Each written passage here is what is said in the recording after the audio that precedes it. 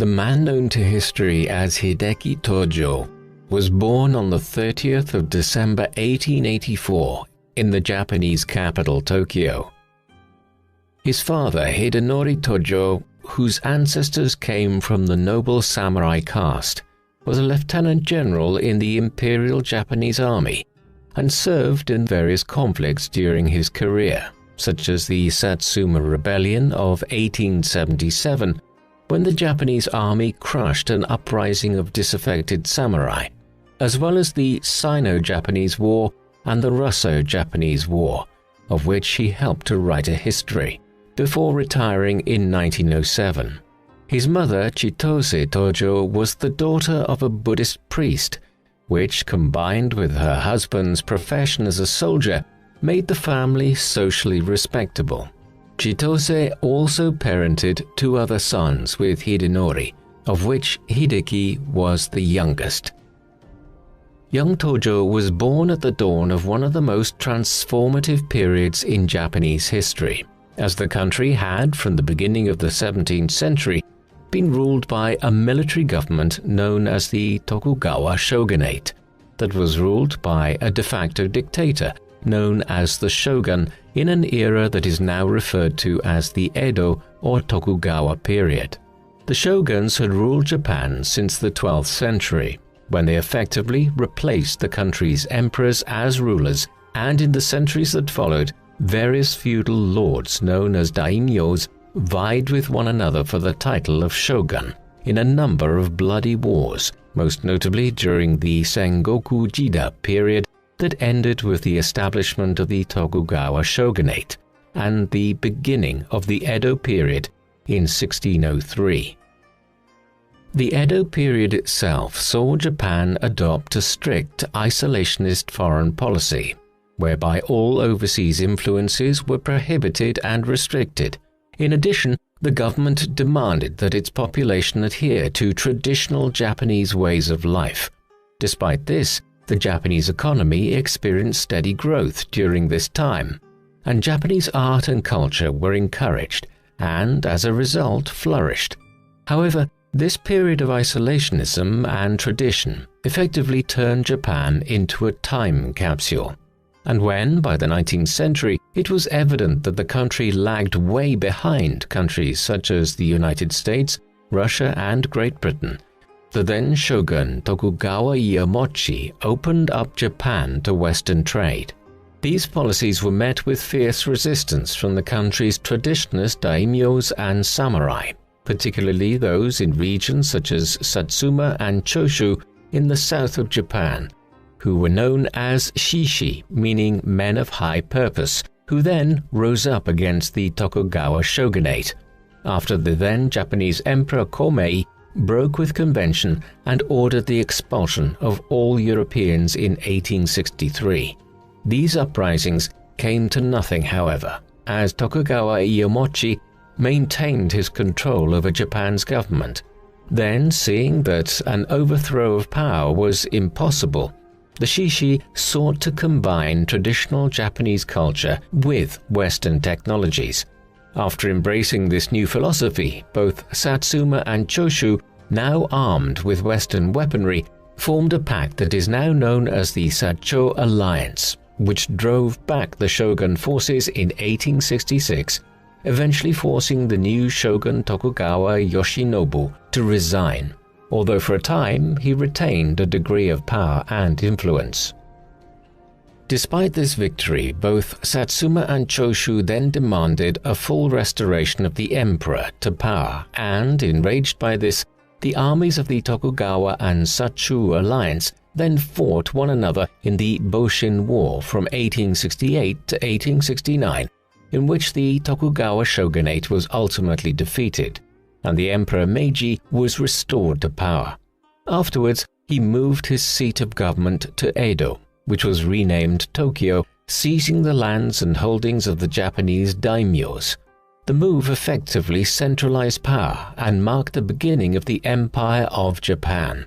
This Meiji Restoration of 1868 was one of the most important events in the history of Japan, and although the Emperor Meiji had been restored as ruler, As he was still a boy, real power now lay in the hands of the samurai, who, over the coming years, sought to transform Japan into a modern nation by trading with Western powers such as France, Russia, the United States, and Britain.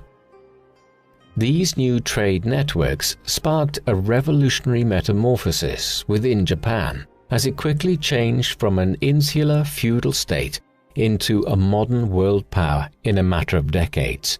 Its military, which had been comprised of armies of professional samurai under the command of regional daimyos, was replaced gradually with a conscripted peasant army of rifle-armed soldiers who were under the direct control of the country's centralized government. This perhaps inevitably caused resentment amongst Japanese traditionalist samurai, who believed the country was changing for the worse, and so it wasn't long before uprisings broke out, such as the Satsuma Rebellion of 1877, led by Saigo Takamori, who, after leading a valiant campaign against the modern imperial army, was finally killed at the Battle of Shiroyama on the 24th of September 1877, in which he led his army of 500 samurai against a force of 30,000 government troops, earning him the posthumous title of the last true samurai. The Satsuma Rebellion also marked the ultimate end of the feudal era of Japan. However, the sheer heroism and warrior spirit Saigo Takamori showed during the uprising soon elevated him to near legendary status within Japan, until he was later posthumously pardoned by Emperor Meiji in 1889. As the sun set on the 19th century, many within the country began to question the wisdom of abandoning traditional Japanese values in favor of Western culture. This traditional sentiment then began to manifest itself over the coming decades as the influence of the samurai, as well as their Bushido moral code, re-emerged within the Japanese national consciousness as powerful lobbies within the country sought to turn it into a militaristic state whose primary goal was excellence in warfare by twisting and changing the samurai warrior code to suit their nationalistic political ends. Bushido, formed from the two words bushi, meaning warrior, and do, meaning the way or path, describes a moral code of conduct encompassing frugality, loyalty to one's lord and the emperor, martial skill in battle, and honor until death, that was used by those who we today refer to as samurai, although in Japan itself these legendary warriors are simply known as bushi. Immediately after the Meiji Restoration, Japan's new centralized government, as well as its military, had no need of the customs of the past, and over the next decade the country embarked on a period of territorial expansion as it occupied the Ryukyu Islands south of Japan in 1879, which included Okinawa, and then in the 1890s seized control over Korea as well as Taiwan following the First Sino-Japanese War, in which the modern Japanese army soundly defeated the Chinese on the Korean peninsula. This expansion marked the beginning of an increase in the Japanese sphere of influence in East Asia that would in time bring it into direct competition with the Western powers, who, ironically, had helped the country to modernize over the preceding decade. As well as Japan's newfound military prominence, after the emperor's restoration, the Meiji Constitution was proclaimed in 1889, establishing a new system of governance in which the emperor was the supreme leader, under whom a cabinet of ministers headed by a prime minister was created to form and enact policies, all of whom were in turn appointed on the basis of advice from an unelected privy council, who advised the emperor, who could ratify or reject any policy he wished. Despite the fact that the emperor was head of state and had the final say in all official affairs, the Japanese monarch increasingly took a back seat in the governance of the country, whilst the prime minister ran the government.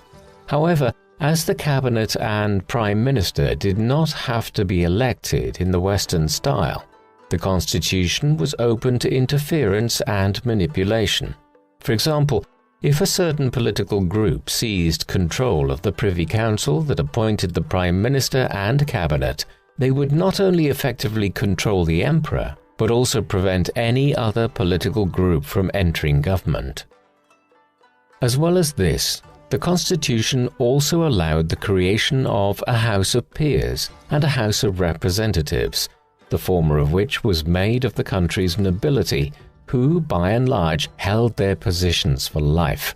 Members of the House of Representatives were elected by the wealthiest 1% of the Japanese population. In contrast, the electorate was widening with the introduction of universal male suffrage in 1925, although women were not allowed to vote in Japan until after the Second World War. Both of these houses had the right to put forward legislation. However, suggestions from the House of Representatives had to be passed by the House of Peers, the country's cabinet, prime minister, and emperor before becoming law. And as the cabinet and prime minister of Japan were appointed by the emperor and his advisors, these houses in effect had little say over the direction of the country.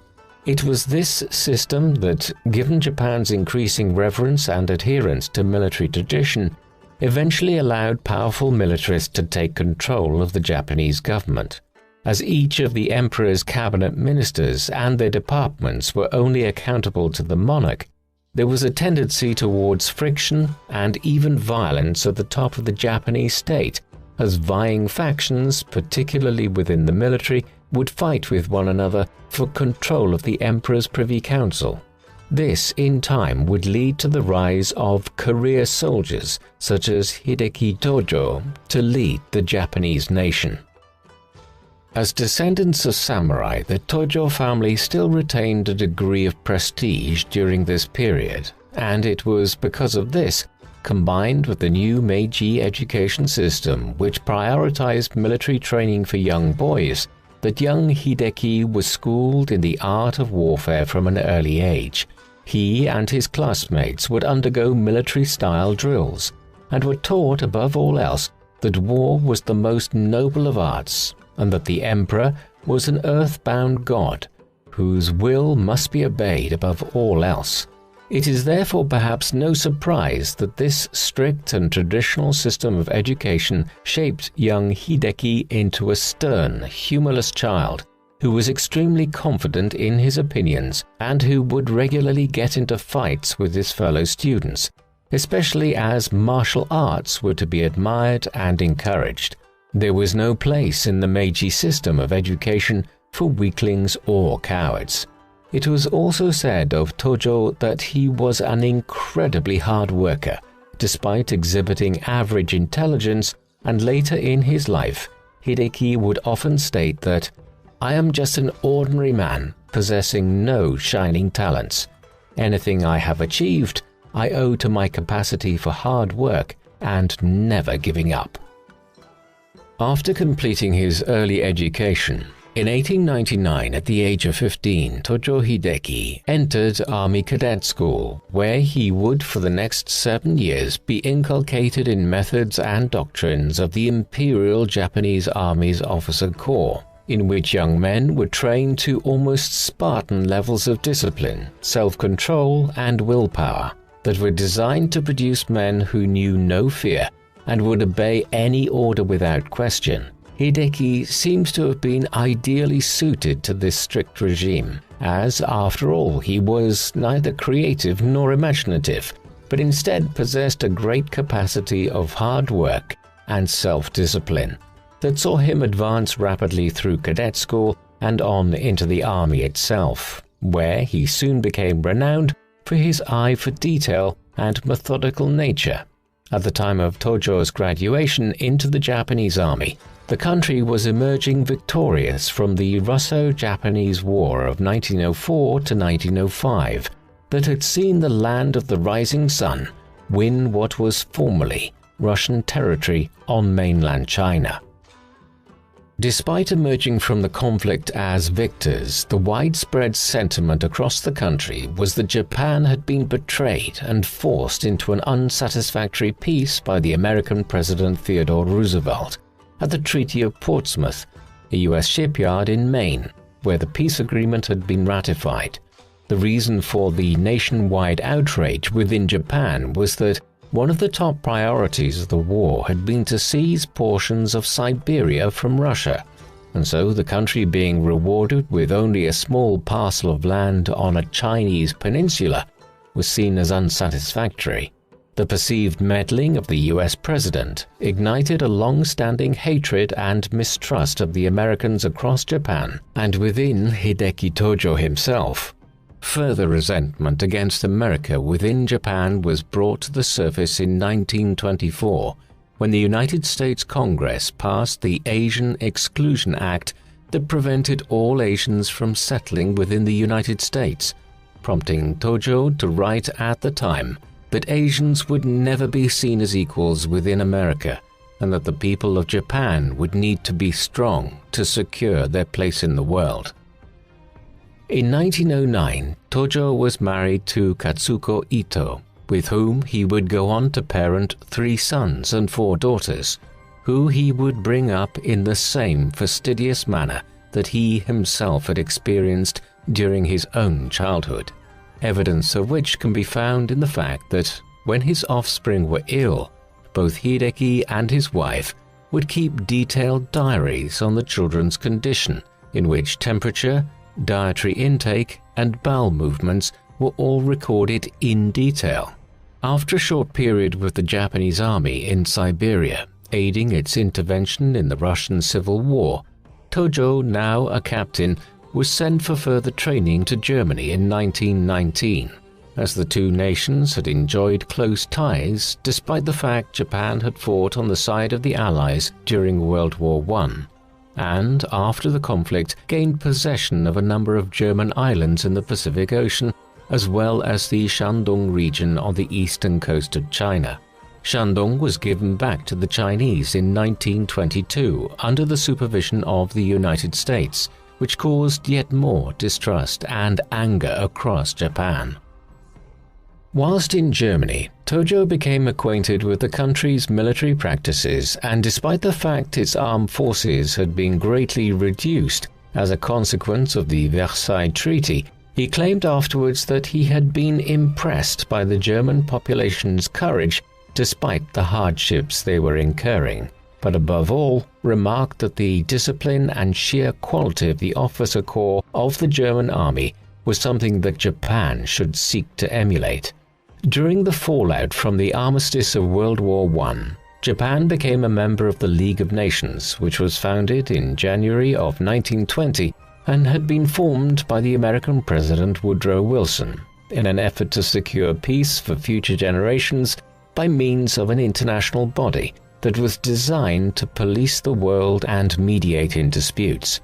During the formation of the League of Nations, Japan had asked that all races should be treated as equals.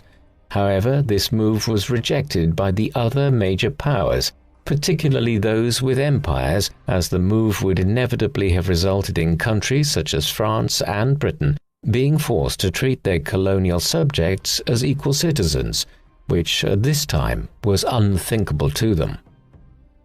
Shortly afterwards, in 1922, the Washington Naval Treaty was formally agreed between Britain, France, the United States, Italy, and Japan, which restricted the number of capital ships or battleships each nation could construct over the coming years.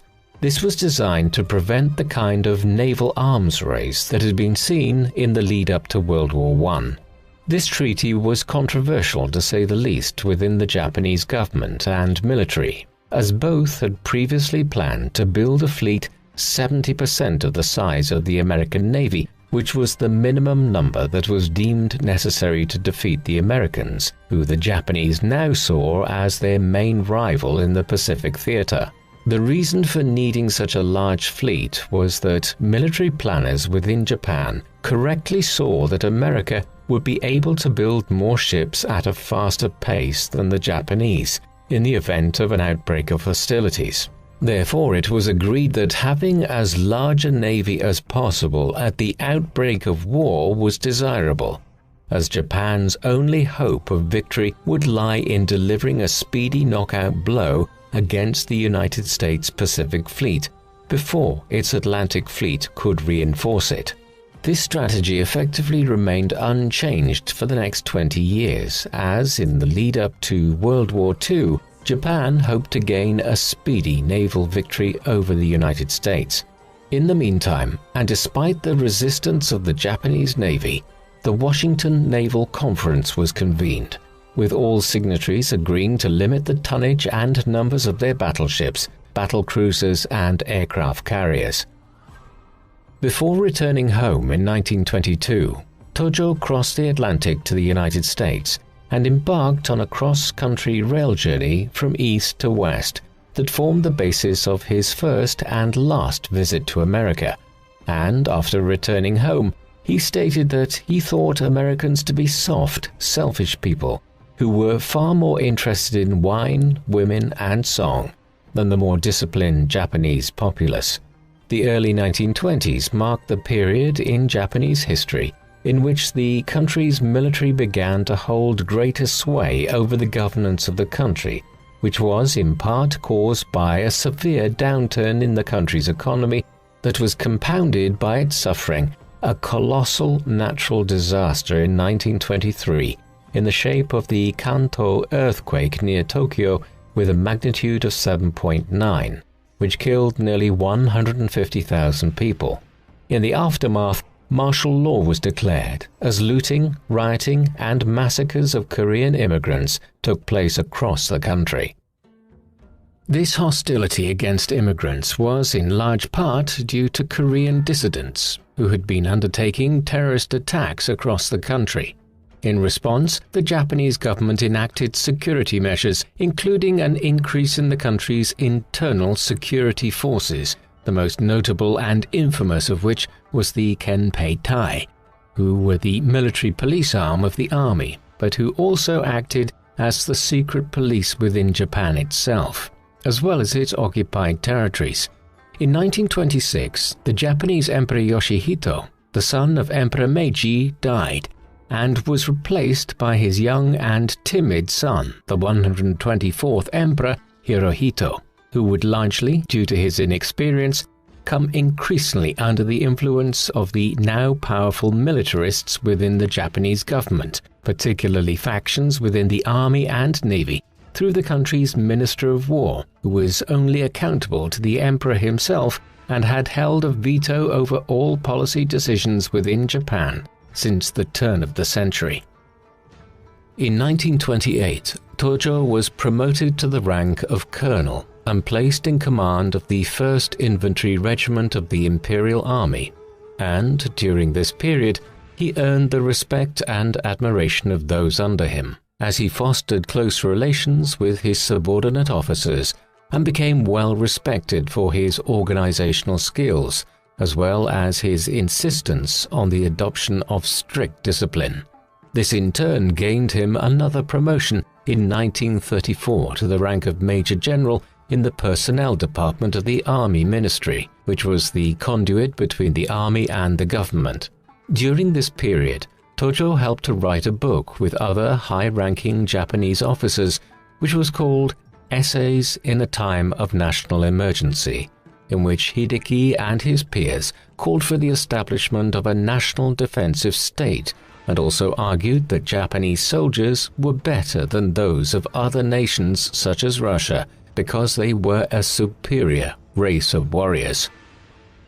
Since the beginning of the 20th century, Japan's government, because of the flaws in the Meiji Constitution, had been in an almost constant state of flux or upheaval that saw the country between 1900 and the outbreak of war in 1941 being led by a staggering 30 prime ministers of various parties and factions.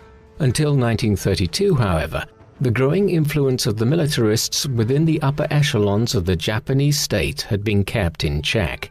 However, since the signing of the Washington Naval Treaty and the economic upheaval of the recession of the 1920s, Combined with the Great Depression of the early 1930s, the nationalists and militarists had been calling for and plotting the overthrow of the civilian government and the installation of a military dictatorship. This culminated in the eventual assassination in 1932 of the country's then civilian Prime Minister, Inukai Tsuyoshi, who was shot dead by a number of young Navy officers. Due to popular support across the country, the perpetrators were given incredibly light sentences. Over time, this militaristic lobby within Japan, of which Tojo was a part, began exploiting and enhancing this growing nationalistic sentiment by drawing on Japan's ancient warrior culture, including the samurai as well as Bushido, twisting it into a propaganda tool that was used to foster a greater sense of national identity and militaristic zeal, in order to transform the country into a state that was geared to military conquest. The far-reaching consequences of adopting and incorporating such elements into the Japanese armed forces were seen as entirely necessary and logical during the early 1930s, as although Japan could not compete with its rivals in terms of industrial output, it could compete in the quality of its soldiers, or rather, in its soldiers' unflinching obedience and fearlessness in the face of Japan's enemies. That in a short period of time there would be plenty of. A large part of the resentment the growing militarist lobby within Japan held towards the West was its perception that Japan had time and time again been prevented from expanding its territories and creating its own Eastern Empire, which many within the country felt was its right and destiny. But also there were pragmatic strategic reasons for colonial expansion, as the Japanese home islands lacked vital commodities such as oil, natural gas, coal, iron, copper, and rubber, to name but a few. These aspirations for territory and resources that were meant to help propel Japan into a first-rate world power inevitably caused friction with other countries such as France, America, and Great Britain, who all had overseas colonies in East Asia and the Pacific, and naturally were wary of any potential challenge to their lucrative trade networks, especially from a country like Japan that had the potential to rival them militarily. This suspicion and resistance naturally angered the Japanese, who increasingly determined to pursue their own foreign policies in Asia regardless of the opinions of the Western powers and of what their reactions might be. This seemingly irresistible push towards the creation of a Japanese empire perhaps inevitably resulted in the country turning its attention to its neighbor China, or rather the Manchuria region, that Japan had been leased portions of after the Russo-Japanese War in 1905. This included the rights to the operation of the South Manchurian branch of the Chinese Eastern Railway that extended over the border of the Japanese-held territory into China itself. This, in short, meant that Japanese troops were policing sections of the railway network within eastern China, and during this time, there were numerous reports of Japanese troops conducting raids on Chinese villages in the area, a practice becoming widespread within the Japanese army. An invasion of Manchuria was deemed desirable as soon as possible, especially as there were fears that Soviet Russia could annex the northern Chinese territory instead. Therefore, in 1931, a decision was taken by the commanders of the Japanese army in Manchuria, in defiance of the civilian government in Tokyo, to fake a sabotage attack on the railway by Chinese dissidents in order to force a reactionary invasion of Manchuria. After explosives were planted near a section of the railway by army sappers on the 18th of September 1931, they were detonated, and even though the explosives caused little to no damage, the Japanese army had fabricated the justification for the war it needed, in what is now known as the Mukden Incident. Over the coming weeks, imperial forces proceeded to occupy the whole of Manchuria. This largely independent action by a Japanese army of occupation goes to illustrate the considerable power and influence the country's armed forces had gained by the early 1930s, and perhaps emboldened by their successes combined with a near total lack of effective resistance both from within and outside Japan. Further plans for military expansion were put in place over the coming years. However, Japan's invasion of Manchuria led to widespread condemnation and criticism from the international community, and when the Chinese protested via the League of Nations, a report was published that blamed Japan for the outbreak of hostilities. Imperial delegates stormed out of the League of Nations, effectively meaning that any prospect of peace between Japan and China had now been lost, and, as a consequence, the land of the rising sun was now more isolated and aggrieved than ever. In 1935, Tojo was posted to Manchuria as the commander of the now Japanese province's Kenpei-tai Secret Police Force, during which time he earned the nickname the Razor because of his proactive, decisive, and fastidious manner of command, and it was perhaps due to him being appointed to this post that Tojo would later expand the remit of the military police after his ascension to power, resulting in the organization becoming one of the most hated and feared instruments of state repression throughout Japan and its overseas colonies. As well as this, it is likely that Tojo's insistence in commanding the Kenpei-tai in Manchuria in a by-the-book fashion, in which he always adhered to the orders of those above him, that earned Tojo the admiration and praise of his superiors in Tokyo, that would over the coming years ensure he was given a steady stream of promotions, as the power and influence of the Japanese military increased yet further and the country plunged deeper and deeper towards war across Asia. Since the country's annexation of Manchuria, after which a puppet state had been set up named Manchu Kuo, under the rule of the deposed last emperor of China, Puyi, the Japanese army extended its control over an ever-increasing expanse of northern China. A quick word from our sponsor, Guardio. Staying safe and protected is more important than ever. Phishing attacks are a daily threat, and many third parties are looking to exploit your data for their own profit. That's where Guardio comes in. Guardio is an easy-to-use browser extension that, simply put, keeps you safe from scams and identity theft so that you can do what you do online without worrying.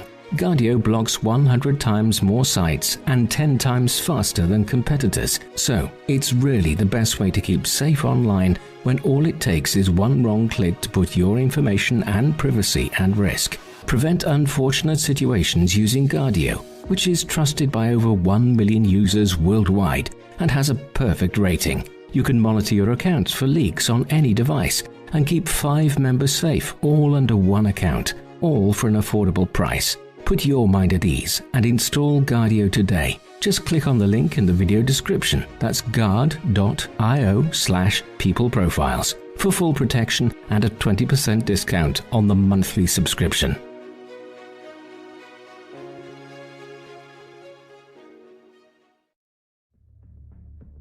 China had overthrown Puyi in 1911 and was now headed by a Republican nationalist government under Chiang Kai-shek, who were fighting a civil war against the Chinese Communist Party.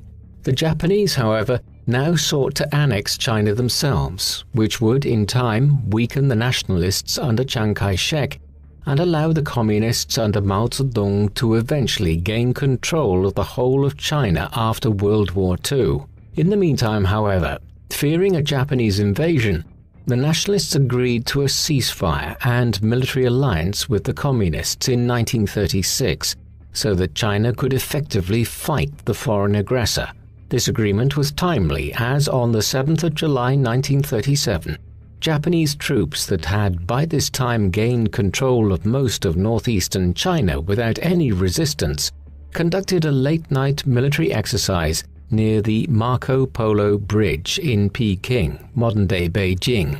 After completing the exercise, The Japanese complained that one of their soldiers had not returned to their lines and demanded to be allowed to enter Chinese territory in order to search for him. This ultimatum was refused by the Chinese, and over the coming hours tensions between the two armies escalated until at around 5 a.m. in the morning, gunfire broke out, and before long a full-scale battle had erupted between the Chinese and Japanese troops that eventually culminated in the capture of Peking along with the surrounding area. After this action, the Japanese were satisfied with their newly conquered territory. However, Chiang Kai-shek had other ideas and refused to capitulate to the invaders, resulting in the war escalating over the coming months until Nanking, now known as Nanjing, the then capital of China, was itself captured on the 13th of December 1937. Japanese troops, who were enraged by the ferocity of the resistance they encountered, embarked on a wholesale massacre of the city's population, in which hundreds of thousands of civilians, including women, children, and even babies, were butchered in what is now considered to be the greatest single war crime undertaken by the Japanese Empire.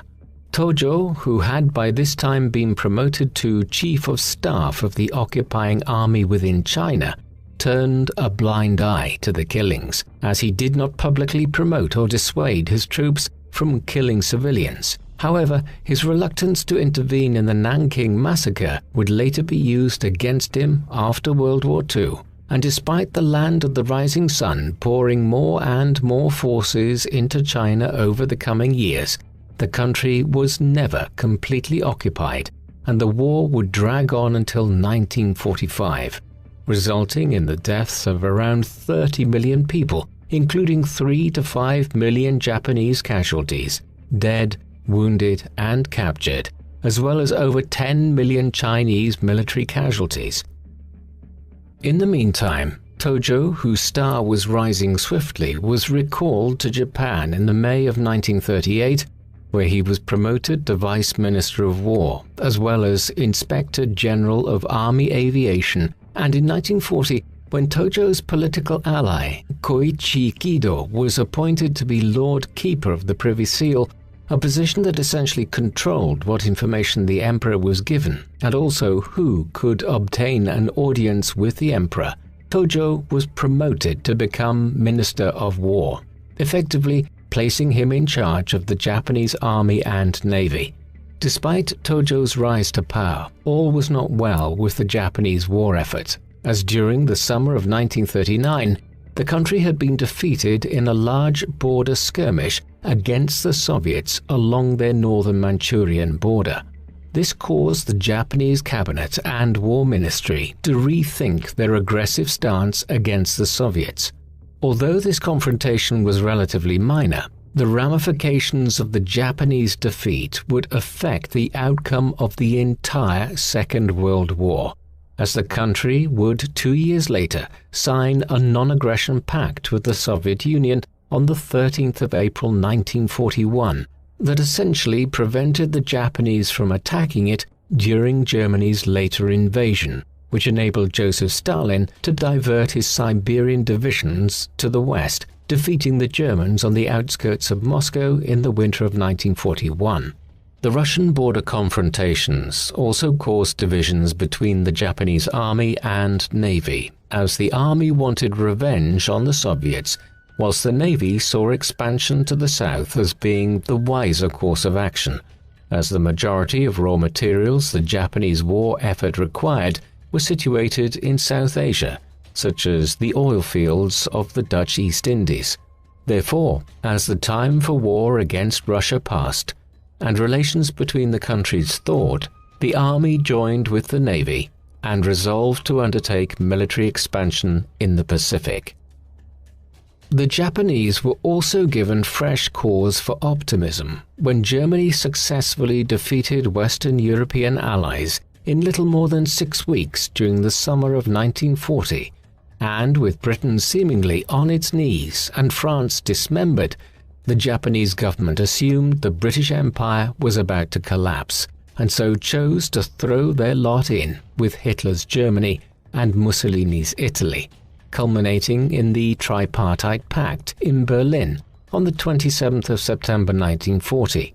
This solidified the alliance of the Axis powers, in which Germany and Italy promised to respect Japanese territorial conquests in the Pacific, in return for Japan respecting both Italian and German conquests in Europe and North Africa.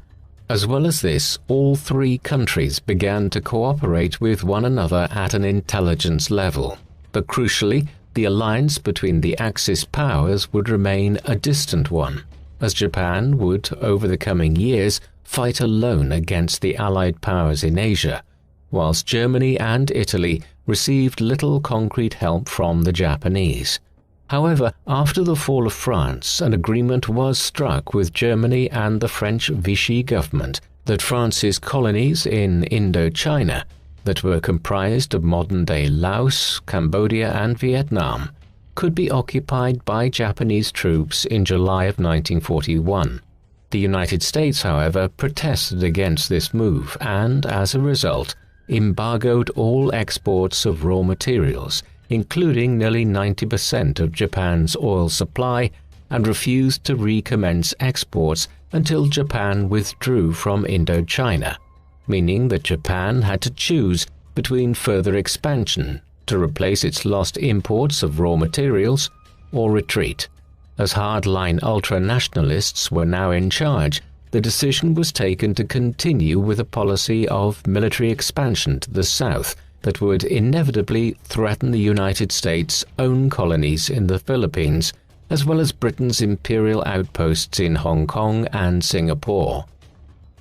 This embargo caused panic amongst the more moderate members of the Japanese government, who now argued that a peaceful resolution should be found with the United States. However, the militarists who controlled the Privy Council were strongly in favor of a declaration of war against the United States. An imperial conference was held on the 6th of September 1941, where it was agreed that a deadline should be set for a diplomatic solution with the United States that was to expire on the 14th of October, after which war would be inevitable. Negotiations continued into the autumn of 1941, in which Japan's Prime Minister Fumimaro Konoe desperately tried to mediate via the US Embassy in Japan. But when the Americans demanded a total Japanese withdrawal from China and Manchuria in return for a resumption of exports, the Japanese felt they had no choice other than to declare war, as surrendering their conquests was not an option. And so, when the 14th of October deadline came and passed, Prime Minister Konoe resigned on the 16th. Acting on the advice of the Keeper of the Privy Seal, Koichi Kido, Hideki Tojo was summoned by the Emperor and asked to form a cabinet as Japan's new Prime Minister. The reasons for this appointment have been debated ever since.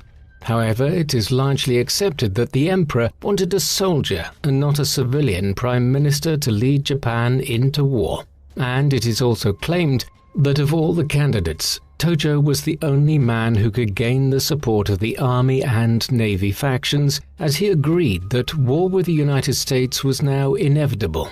After being ordered to conduct a review into the state of war preparations, Tojo finally told the Emperor that conflict with America was inevitable on the 2nd of November 1941, after which Hirohito gave his approval for hostilities to commence, and the next day plans for an audacious preemptive strike against the United States were shown to the Emperor, which involved an aircraft carrier-borne air raid on the U.S. naval base at Pearl Harbor in Hawaii. At this stage, the prospects for success against America were seen as favorable, as in 1941, the Japanese Navy was the third largest in the world, consisting of a dozen battleships, 20 heavy and light aircraft carriers, over 50 cruisers, 350 destroyers and escort vessels, and around 200 submarines, all of which were concentrated in the Pacific Theater. In contrast, Japan's two great rivals for domination of the seas in the East, Britain and America, were forced to disperse their naval forces across the globe, meaning that at this time Japan would enjoy naval supremacy anywhere in the Pacific, providing it struck quickly and in force. Preparations for the attack on Hawaii were then finalized with the Emperor's approval by the Commander-in-Chief of the Japanese Navy, Isoroku Yamamoto, that involved a massive naval task force attacking Pearl Harbor, along with simultaneous invasions of British and American colonies in the Western Pacific, with a view to ultimately seizing the South Asian oil fields that were to replace the lost American imports. And so, on the 26th of November 1941, a large naval fleet set sail from the Japanese home islands under the command of Admiral Chuichi Nagumo and headed east across the northern Pacific before turning south towards the Hawaiian archipelago, before finally attacking the islands on the morning of the 7th of December 1941, resulting in over a dozen US ships being sunk or badly damaged. 3 days later, on the 11th of December 1941, Germany and Italy joined with their Japanese allies and declared war on the United States, which, in effect, sealed their doom, as the world's richest and most powerful industrial nation had now joined the conflict, with whom the Axis powers would soon realize they could not hope to compete. Spurred on by the success of the Japanese Navy, the Imperial Army now also embarked on a whirlwind advance through Southeast Asia, in which Hong Kong, the Philippines, Borneo and Malaya were captured, and in February of 1942 the vital British outpost of Singapore was also taken, effectively making Japan the dominant power in Asia as well as the Western Pacific. These victories marked the high watermark of Japanese expansion in the Pacific, and in Japan itself, Tojo was hailed as a hero by a jubilant population. However, the man himself was far more subdued than the rest of the Japanese population, as he knew his country had not yet delivered a knockout blow against the United States. Soon after this, Tojo was shown to be correct in his reluctance to celebrate, as the Japanese population was then shaken out of its complacency when the Americans bombed Japan on the 18th of April 1942 in what is now known as the Doolittle Raid, in which 16 aircraft carrier-borne B-25B Mitchell bombers undertook a daring strike on the greater Tokyo area. These raids shook the Japanese people's perception of invincibility to its core, and after the attack, a number of American pilots who were shot down during the raid were taken prisoner, 3 of whom were executed in reprisal on the Emperor's orders against Tojo's advice, as he argued that killing prisoners of war would risk the Americans doing the same to Japanese prisoners. This action flies in the face of the modern perception of Hideki Tojo, which labels him as a hardliner within the Japanese government, and there are also accounts of him going to great lengths to see that the Japanese people were not suffering too much due to the war effort, as during this time he would often, whilst driving through Tokyo, stop and check the rubbish bins outside ordinary people's houses so he could ascertain what food they were eating. Great lengths were also taken to portray Tojo as a benevolent father figure in the now state-controlled media, whose only concern was the care and protection of the Japanese homeland, and in an effort to garner support from the people and countries of Asia, Tojo promoted the idea of a greater East Asia co-prosperity sphere that involved the Japanese leading a collection of free Asian states, or, as the West saw it, Japanese puppet states that would join together to throw the Western powers out of Asia. Although he was portrayed at the time, and is still seen by some in Japan today, as being a protector of Asians throughout the world, there was a darker, more pragmatic side to Tojo's premiership, as during the war, all radio broadcasts and newspaper articles were subject to strict censorship, although this was not as wide-reaching or as extreme as in Nazi Germany. Even so, around 4,000 to 5,000 people were arrested and imprisoned during the conflict for what was called thought crimes against the state, and in many cases, extreme measures such as torture were used to extract confessions by the Kenpei Tai secret police that Tojo controlled.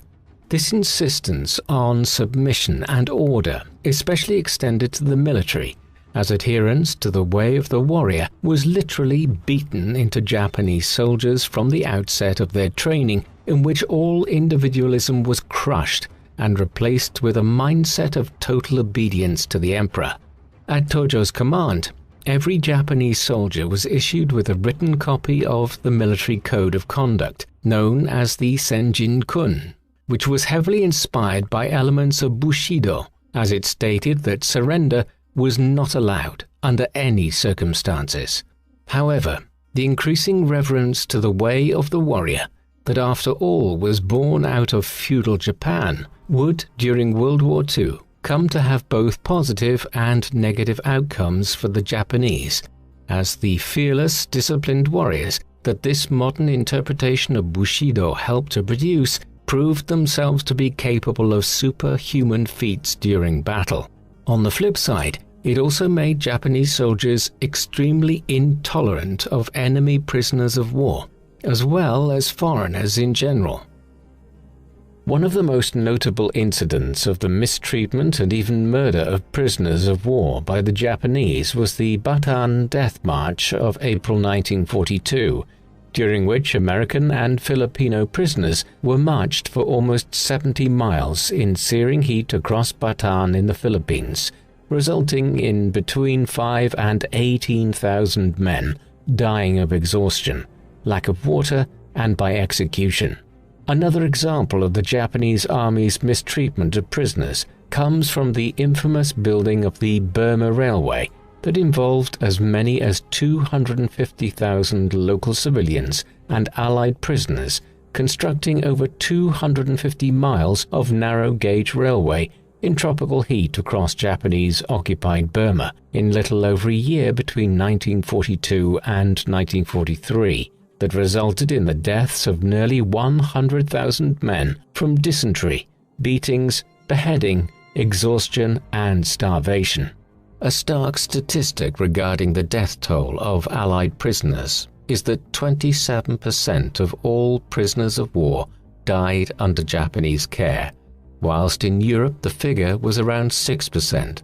However, Tojo himself claimed during his trial that the mistreatment and murder of prisoners of war was the responsibility of commanders in the field and not himself, although once again he and his government could have stopped the abuse and killings had they so wished.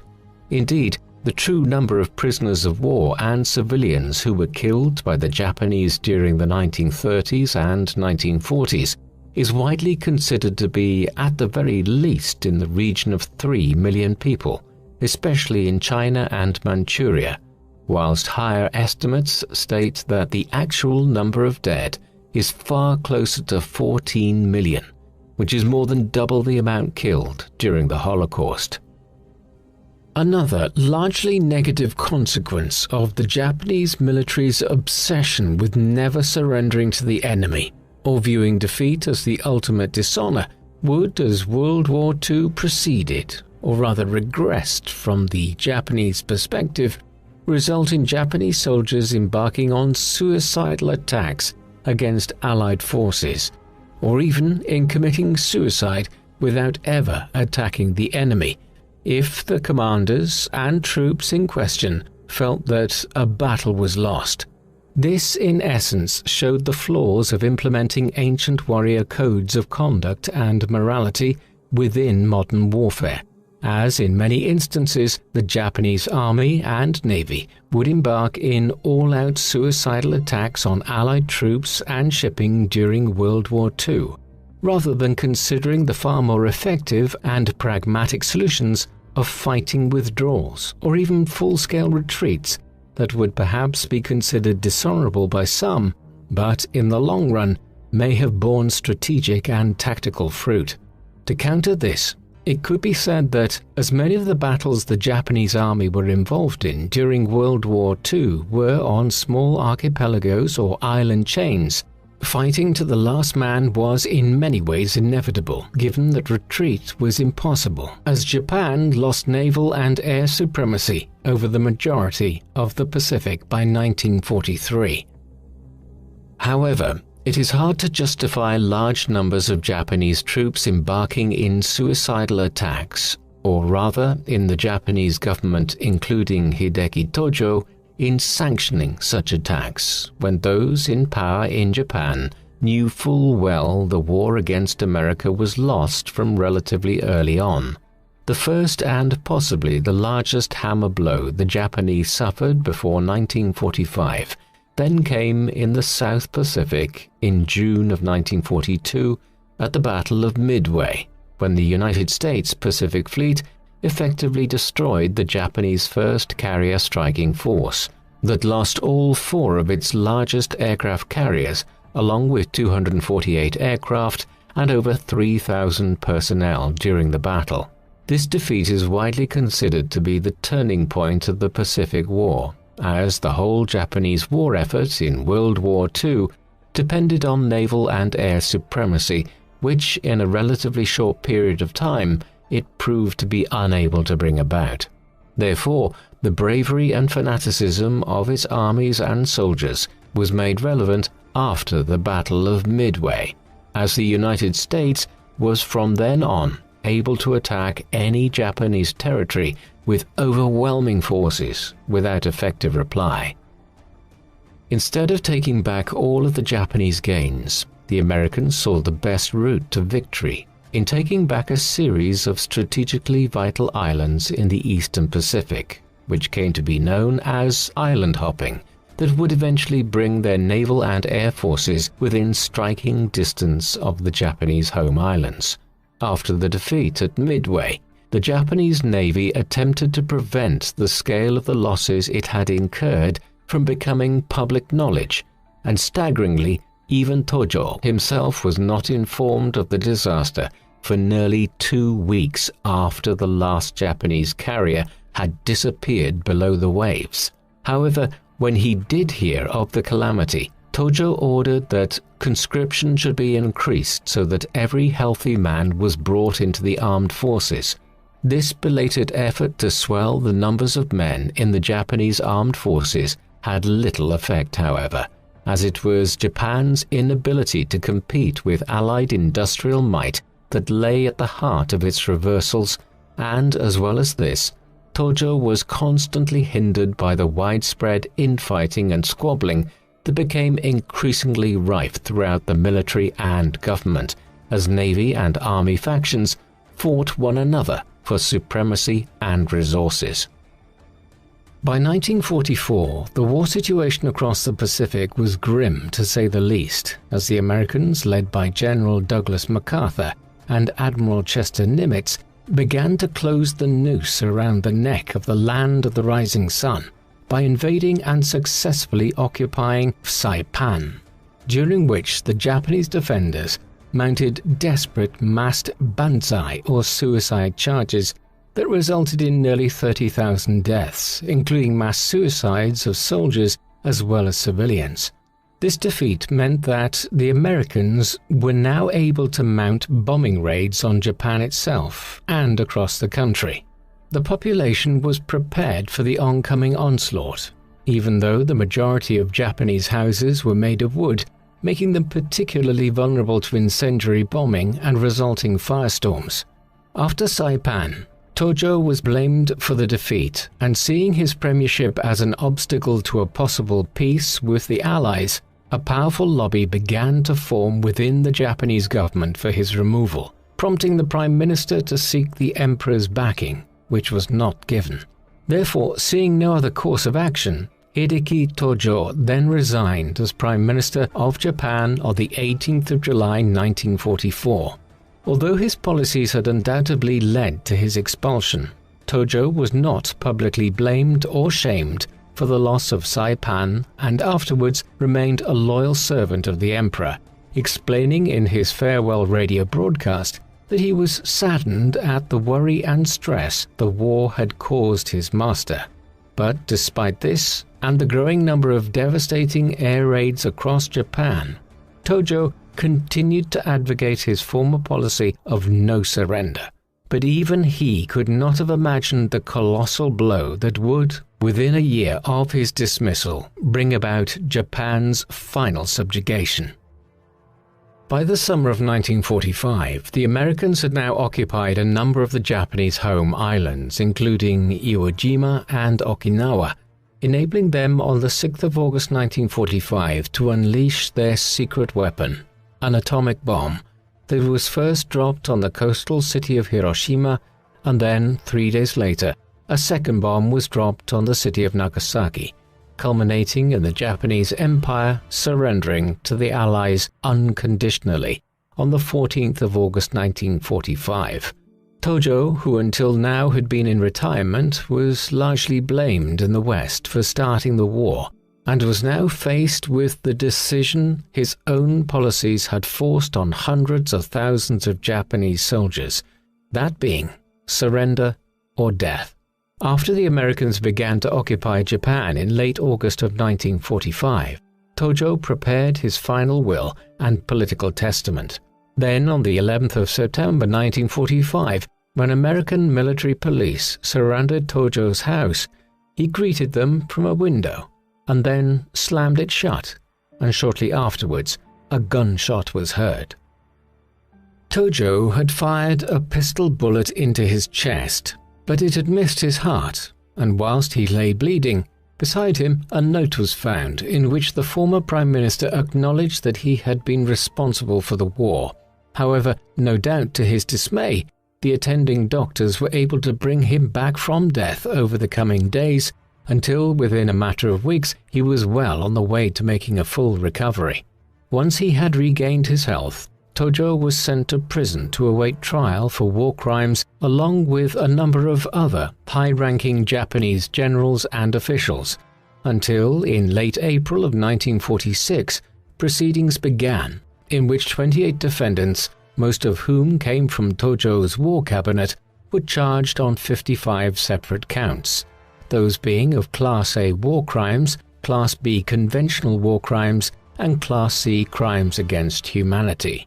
When he was finally called to give his testimony in 1947, Tojo presented the tribunal with his affidavit, in which he laid out his version of events up to and during his tenure as Prime Minister, and accepted that he had been responsible for starting the war, but claimed that hostilities were necessary as America had forced Japan to defend itself with its hostile foreign policy, including the build-up of naval forces at Pearl Harbor and its punitive embargoes of raw materials.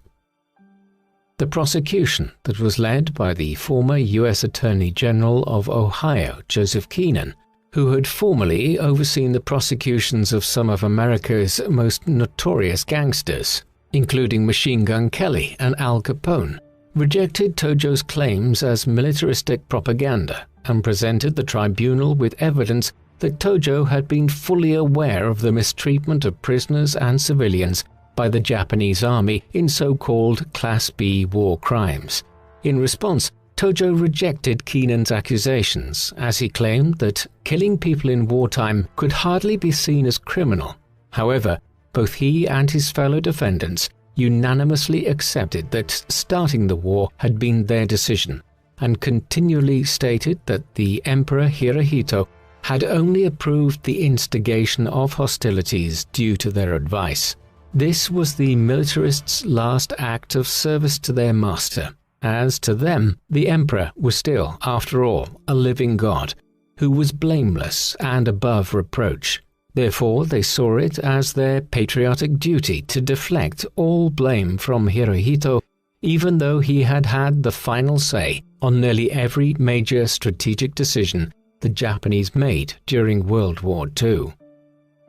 Another reason that Hirohito was never blamed for Japanese aggression or war crimes was that the commander of US forces in Japan, Douglas MacArthur, had decided that the Emperor's help and therefore survival was essential in order to subjugate the Japanese population, as putting Hirohito on trial or even convicting him would have potentially resulted in a mass uprising against the occupying Americans. The decision was therefore taken before the trial that the militarists and in particular Tojo himself were to bear the brunt of the blame for Japan's actions during the war, and therefore it could be said that in many ways the tribunal was unfair or was rigged, as not all those responsible were put on trial, and those who were had effectively been judged and sentenced before proceedings began. The tribunal dragged on until 1948, when, on the 12th of November, Hideki Tojo, along with 6 of his co-defendants, was sentenced to death, and over a month later, he was hanged on the 23rd of December 1948. Before his death, Tojo issued a statement in which he apologized for the crimes Japan had committed against Allied soldiers and civilians and begged the Americans to show the Japanese people mercy. After the execution, Tojo's body was cremated, after which orders were given to scatter the ashes in secret. However, Japanese patriots obtained the remains of their former prime minister and his fellow defendants, and over the coming years, several shrines were constructed across Japan, where even today prayers are offered for the dead men's souls. In recent years, Hideki Tojo and his like have come to be seen by some as victims, as many Japanese believe that Tojo's assertion that Japan was forced into war with America as an act of self-defense was the truth, and also believed that at his trial he was made a scapegoat by the Americans who wanted to portray the Japanese as villains.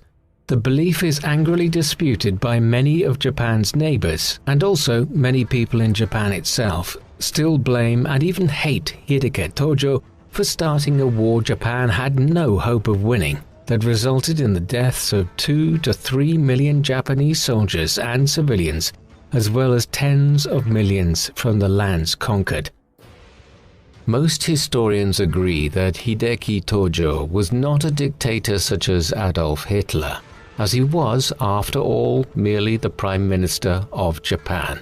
However, there is a consensus he did play a crucial role in the instigation of World War II in the Pacific, and in advocating the adoption of a brutal warrior code within the Japanese military.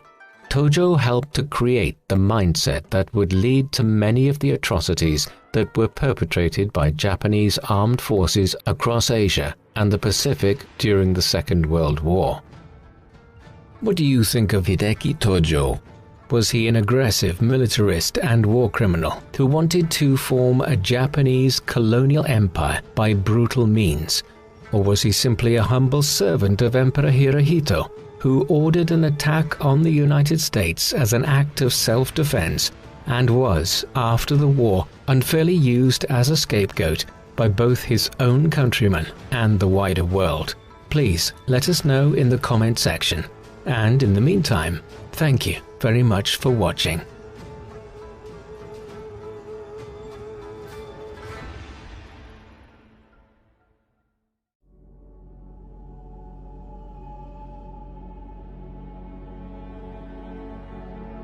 The man known to history as Benito Mussolini was born on the 29th of July 1883 in the small town of Dovia di Predapio in the Emilia-Romagna region of central Italy.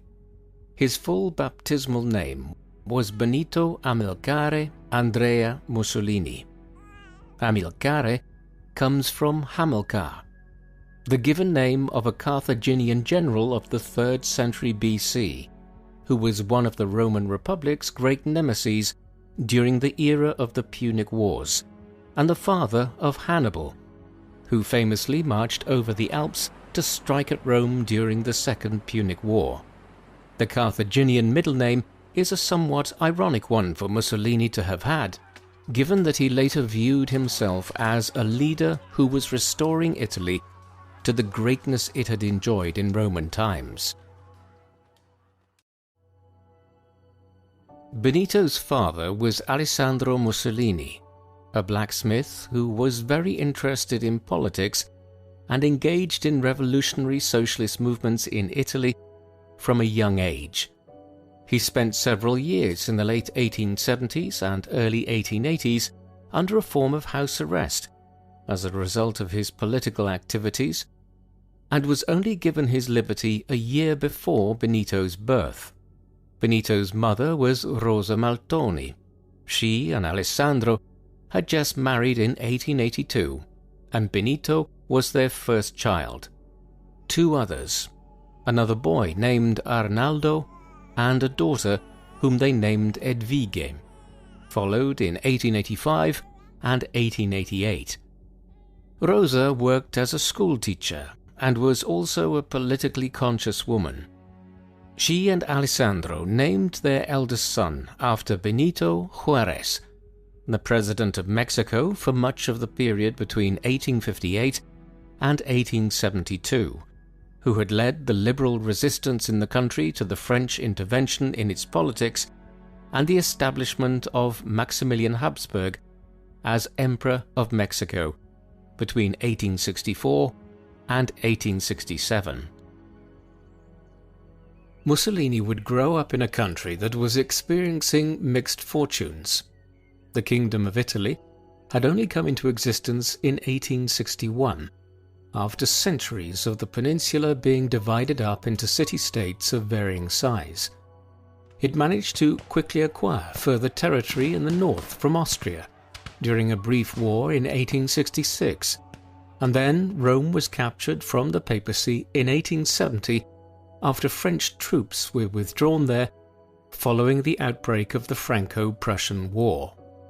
On top of this, the country was able to emerge between the 1880s and the 1910s as one of the major European colonial powers, acquiring control of large parts of the Horn of Africa, as well as gaining concessions in the ports of China. In 1911, control was also established over Libya, while the following year, the eastern Mediterranean island of Rhodes was secured from the Ottoman Empire. At home, the country's politics was fairly liberal and progressive, with a mix of Christian Democrats, socialists and liberals holding power from 1861 down to 1914. However, there were problems too. Italy was one of the most densely populated parts of Europe upon unification in 1861, and large parts of the peninsula, especially in the south and on the islands, were incredibly poor. Successive governments failed to address the economic problems of the state, and emigration levels were enormously high between 1861 and 1914, leading to somewhere in the region of 15 million Italians leaving their homeland for the United States, Argentina, and other countries, an indictment of Italy's inability to provide opportunities of any kind for so many of its citizens. Mussolini was strongly influenced by his parents in his early political outlook, particularly his father's views on republicanism and socialism. He attended two different schools in the Emilia-Romagna region at Faenza and Forlimpopoli. At both he clashed with his teachers and was eventually removed from the first at Faenza owing to his violent behavior, a development which disappointed his mother, a devout Roman Catholic, who had sent him to Faenza to be educated by the monks there. He was then sent to Forlimpopoli, where he also ran into difficulty. Nevertheless, he was acknowledged as being an intelligent child, and when he was just 18 years old, in 1901, he managed to graduate with a diploma to become a schoolteacher at the elementary level. Beyond this, his more unofficial education was obtained in his father's forge, where father and son often conversed about a wide range of political ideas, notably socialism and the anarchism which was emanating from Russia and other places at the time. In the summer of 1902, Mussolini delivered a public speech on the 20th anniversary of the death of Giuseppe Garibaldi, the leader of the Wars of Italian Unification a half a century earlier. Despite obtaining a diploma to work as a teacher, Mussolini soon discovered that he had little interest in his mother's profession. Instead, he was drawn to writing and politics and decided to become a journalist, a profession which combined the two.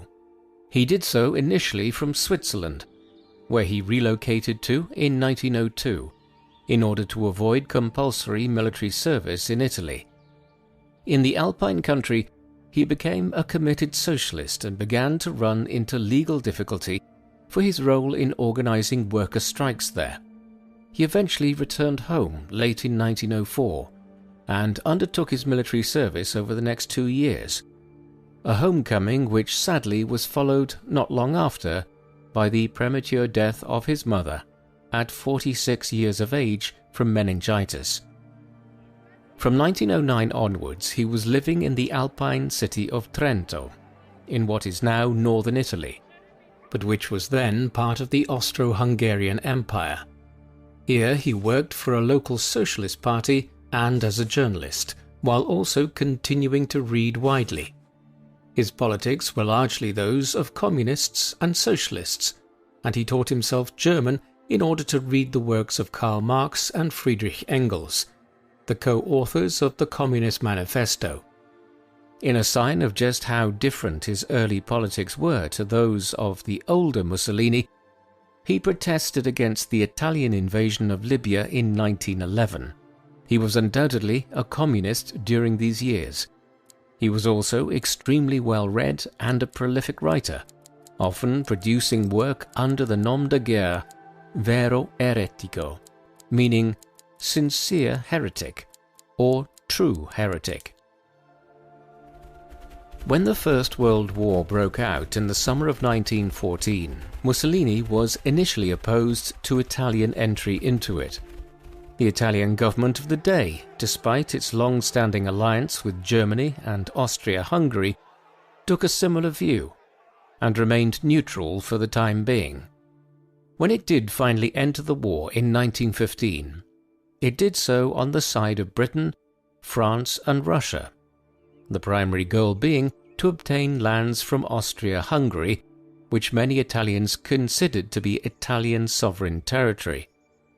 Mussolini soon changed his mind as well.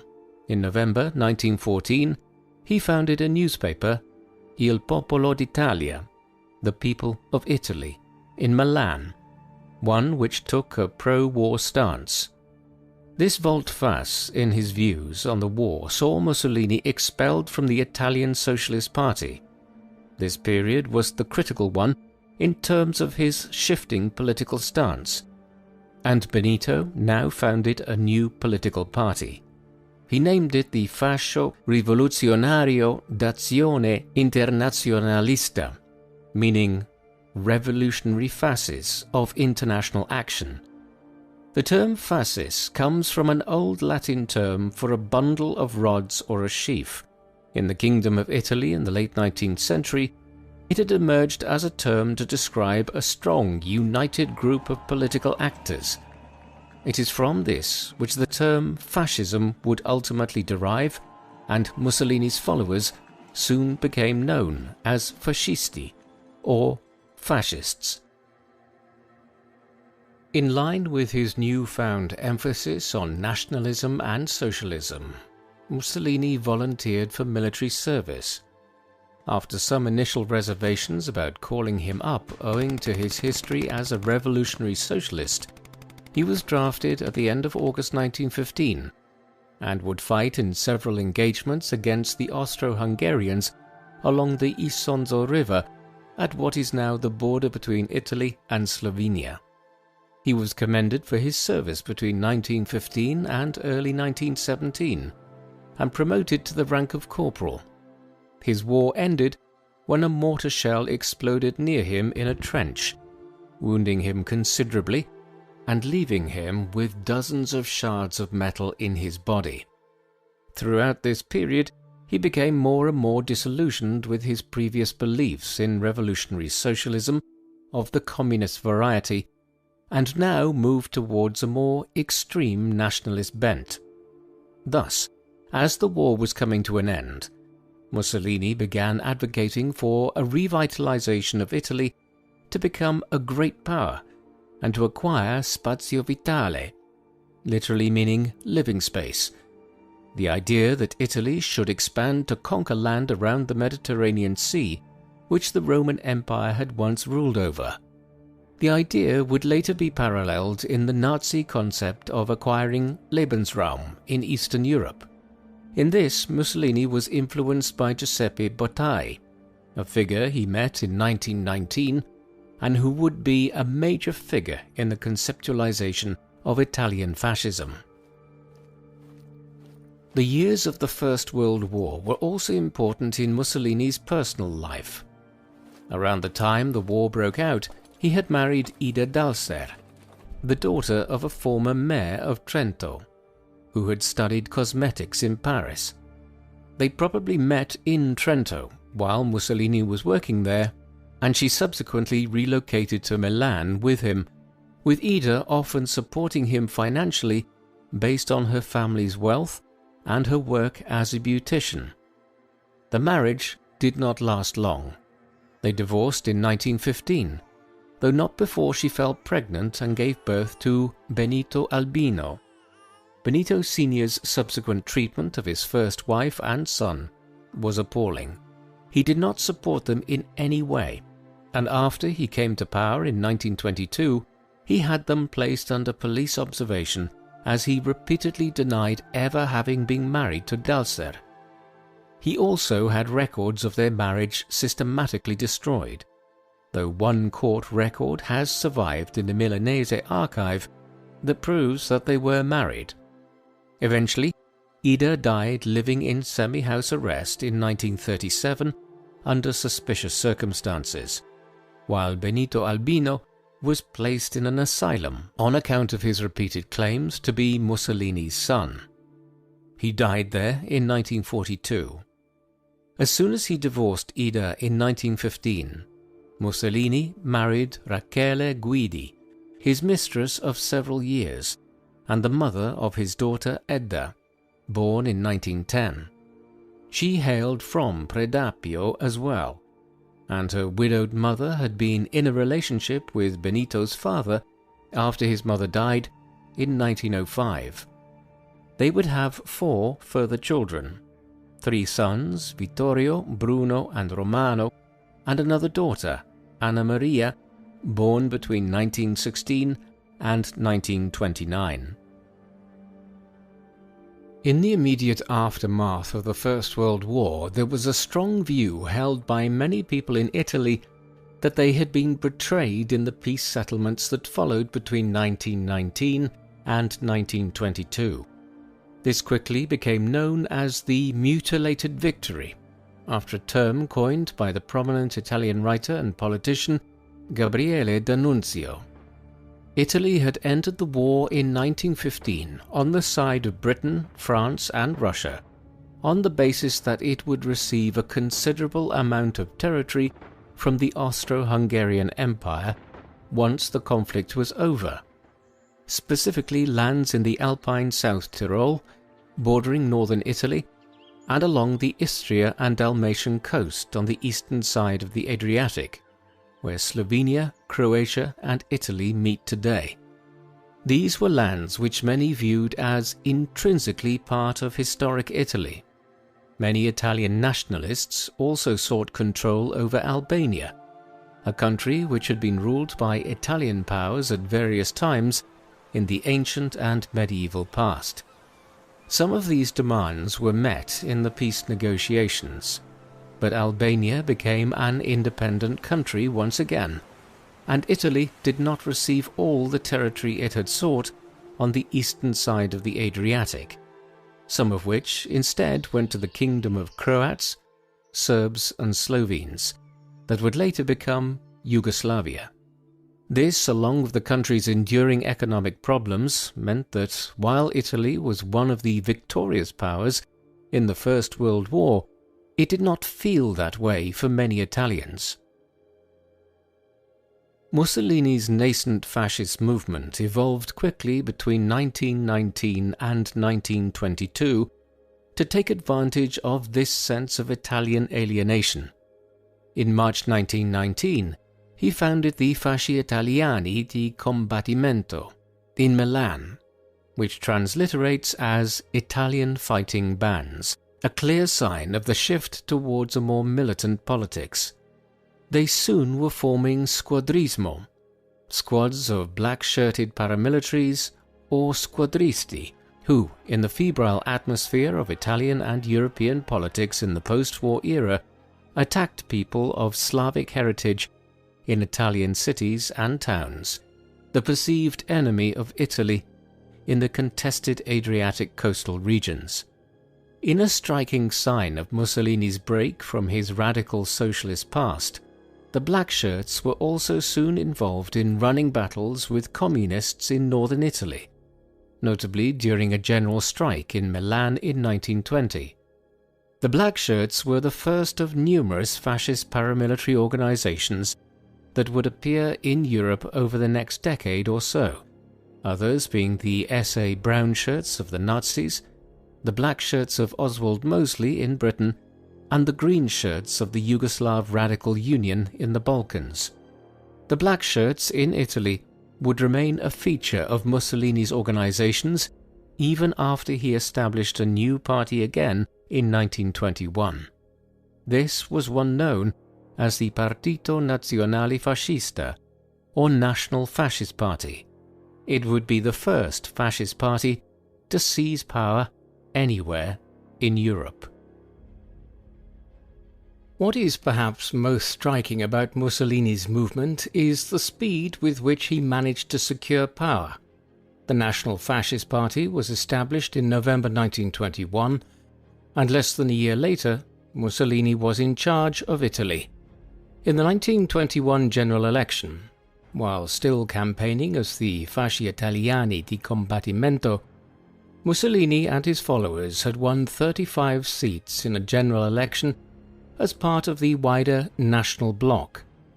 The same election ended in a deeply divided parliament, and Italy's unstable post-war politics continued. Indeed, the situation became worse as Mussolini began engaging in a fascist insurgency whereby he sought to destabilize the country and present his National Fascist Party as the most suitable option to stabilize the situation. Matters boiled over into disorder in August 1922, when Mussolini's black shirts effectively seized control of Milan, attacking socialist organizations all over the city and appointing their own members to municipal offices. When the national government in Rome did little to stop him in Milan, Mussolini was emboldened. He now began preparing to march on Rome, principally from Milan, but also ordering units of squadristi to do so from Naples and other towns and cities. The march on Rome commenced on the 28th of October 1922 and would end 3 days later with somewhere over 25,000 black shirts involved. Mussolini himself did not lead the march, though he did appear at critical junctures to be opportunely photographed as though he did. It all had the desired effect. King Victor Emmanuel III appointed Mussolini as the new Prime Minister of Italy on the 30th of October. The following day, the black shirts parading through the Eternal City, he formed the first fascist government the world had ever seen. Mussolini did not immediately acquire dictatorial powers. It was a gradual process in the first 2 or 3 years that he was in office. A number of events helped him consolidate his control over Italy. In August 1923, an Italian diplomat named Enrico Tellini was killed while adjudicating on a border dispute between Greece and Albania. Mussolini responded by invading the Greek island of Corfu in September. He subsequently relinquished control of the island, but extorted 50 million lira off the Greek government in return for doing so. while the Corfu incident also helped quell Greek calls for the return of Rhodes and the other Dodecanese islands in Italian possession. It hugely bolstered Mussolini's reputation in Italy, seemingly proving that a fascist leader was capable of asserting a strong Italian international presence. Just 2 months after this, the Acerbo Law was passed, which dictated that the party which received the most votes in an Italian election would receive 2/3 of the parliamentary seats. This was employed when a new election was held in April 1924. While the election itself was somewhat fair, the application of the wildly undemocratic Acerbo Law ensured Mussolini completely controlled the parliament that resulted from it. Finally, in 1926, all other political parties other than Mussolini's National Fascist Party were banned, completing the transition to a one-party dictatorship. In line with this, Mussolini increasingly became known as Il Duce, the leader, a title which Adolf Hitler would later adopt in Germany, though using the Germanic Führer. The question arises from all of this as to what extent Mussolini was the architect of European fascism, an ideology that would be adopted by a wide range of countries across Europe in the 1930s. There is no denying that Mussolini was a pivotal figure in this, not simply because it was he that led the National Fascist Party and the Black Shirts to power, but also because he wrote extensively on the topic in numerous essays and books in the 1920s and 1930s, most notably The Doctrine of Fascism, an essay he produced in 1927. Yet others were just as significant, notably the political philosopher Giovanni Gentile, who served as the Minister for Education early on in Mussolini's government. Gentile composed a work entitled Manifesto of the Fascist Intellectuals in 1925, following the Conference of Fascist Culture in Bologna that March, and many other Italian intellectuals signed it. He was also probably involved in writing the first draft of Mussolini's Doctrine of Fascism. There were numerous others who were just as involved in the origins of fascism. For instance, though he would come to oppose Mussolini's regime, Gabriele D'Annunzio, the prominent political figure and writer who devised the concept of a mutilated victory for Italy after the First World War, was a major inspiration for Mussolini's ideas. One element of fascist movements seen elsewhere in Europe, which Mussolini was most certainly the creator of, was the concept of a fascist secret police. In 1927, as he continued his consolidation of power, Mussolini established the Opera Vigilanza Repressione Antifascismo, the Organization for Vigilance and Repression of Anti-Fascism. This forerunner of the Gestapo in Germany would eventually grow to about 50,000 operatives and was responsible for carrying out thousands of raids and interviews every week at the height of their efforts to crush any activities they deemed anti-fascist. Heinrich Himmler, the head of the Nazi SS, would subsequently visit Italy to see the OVRA in action.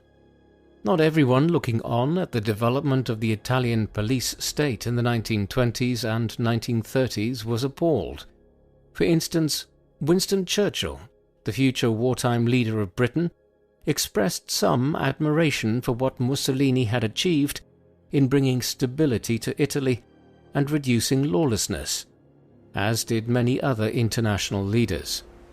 A part of this was owing to the manner in which Mussolini and the Italian fascists seemed to have bridled the mafia in Sicily, with Mussolini's appointee Cesare Mori overseeing an immensely successful campaign of repression against the Sicilian crime syndicate between 1925 and 1929.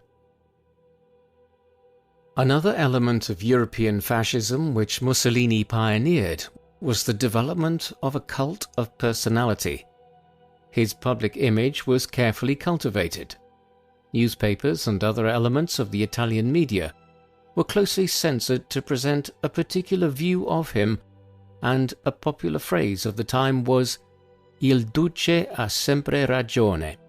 The leader is always right.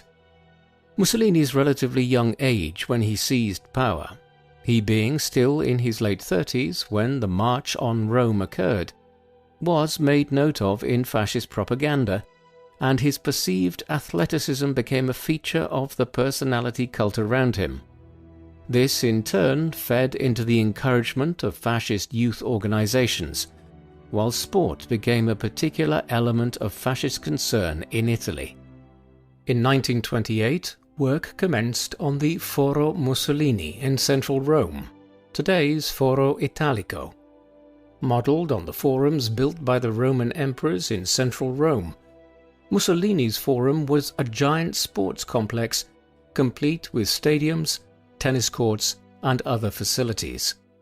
Mussolini hoped to hold the 1940 Summer Olympics here, though in the end, these games, which were ultimately cancelled, were awarded to Tokyo. In 1934, the FIFA World Cup was held in Italy.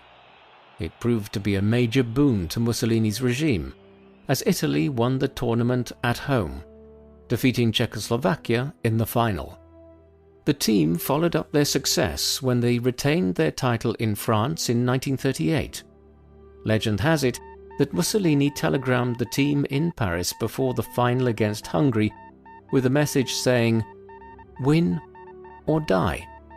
Many other aspects of Italian culture were employed by Mussolini's fascist government to galvanize their own position, most notably the country's history and culture, with a very conscious effort being made to tie the new Italy to the power of the Roman Empire 2 millennia earlier. As much as sport, propaganda, or any cult of personality might have improved the image of the fascist government, a powerful way for Mussolini to forge support for his position was to create good economic circumstances. The fascists had largely come to power in 1922 because of the economic and political chaos which had enveloped Italy for several years after the war. Mussolini benefited enormously from the fact that he came to power just as the European economy as a whole was beginning to stabilize and enter a period of enormous economic growth, the Roaring Twenties. The fascists favored a corporatist economic system, one which sought to promote and develop the Italian economy over the importation of foreign goods. This led Mussolini to engage in protectionist measures, such as the imposition of high tariffs on foreign imports in order to promote domestic industry. Some measures during the era had lasting benefits, most notably the draining of the Pontine Marshes, a large swamp south of Rome which had been a breeding ground for malaria in central Italy for thousands of years.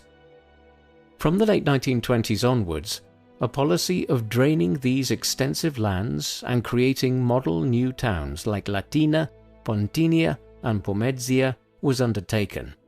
It was an immensely successful initiative. Nevertheless, more broadly, the Great Depression hit Italy just as badly as the rest of Europe, giving the lie to the 1930s myth that fascism was a more effective economic system.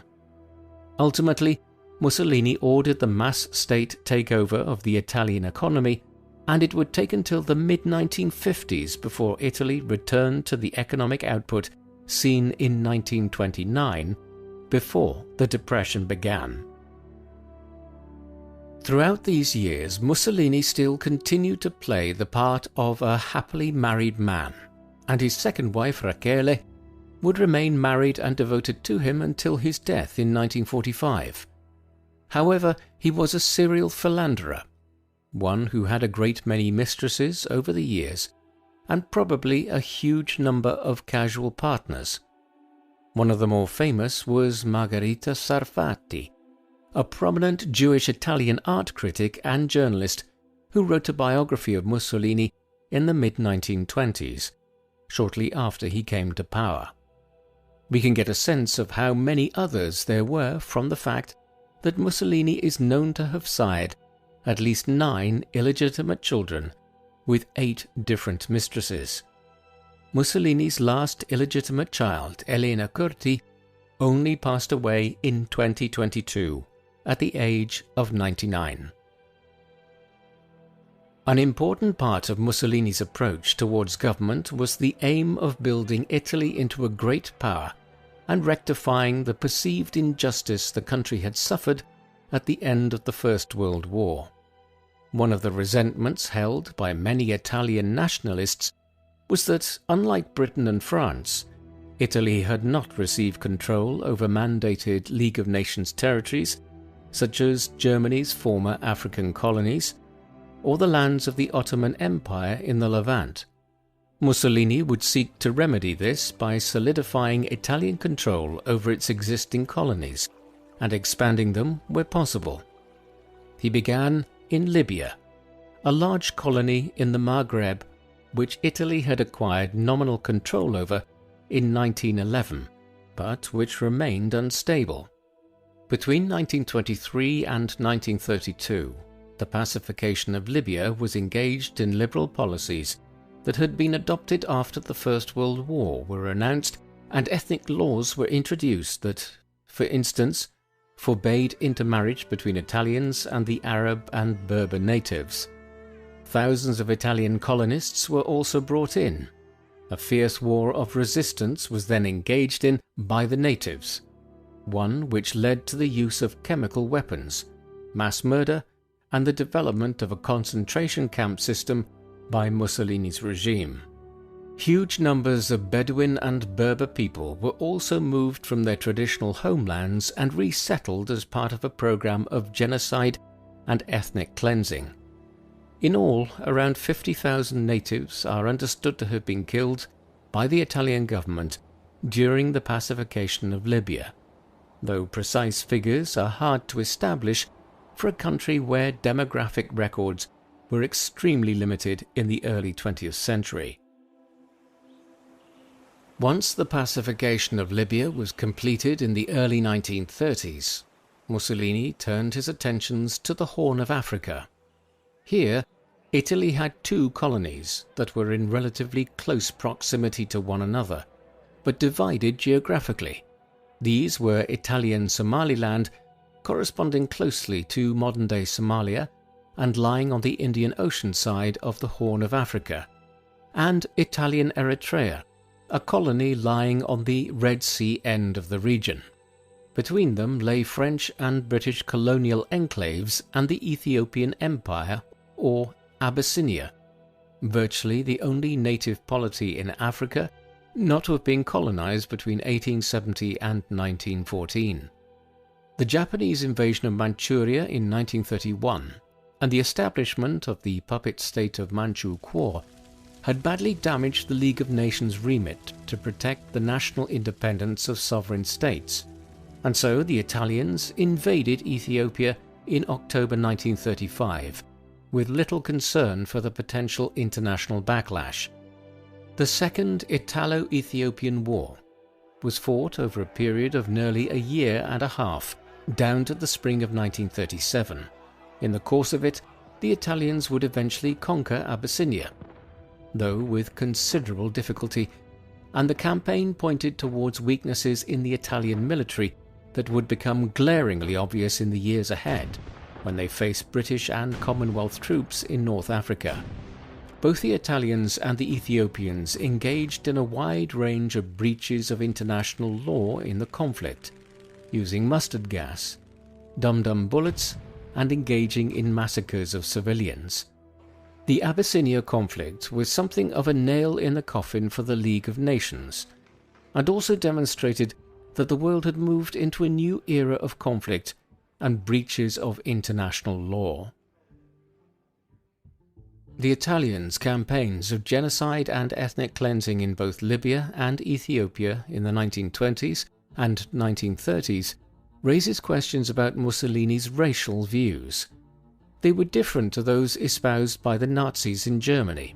Hitler and his followers adhered to a very systematic racial hierarchy, which held that there were pure races like the Nordic and Aryan peoples of Northern and Central Europe that were racially superior to others, like the Slavic people of Eastern Europe. Mussolini had little time for this rigid system of classification. He was on record many times as saying that the idea of pure races within Western and Central Europe, parts of the continent where people had intermarried and moved between countries over thousands of years, was somewhat nonsensical. However, he did adhere to some elements of this.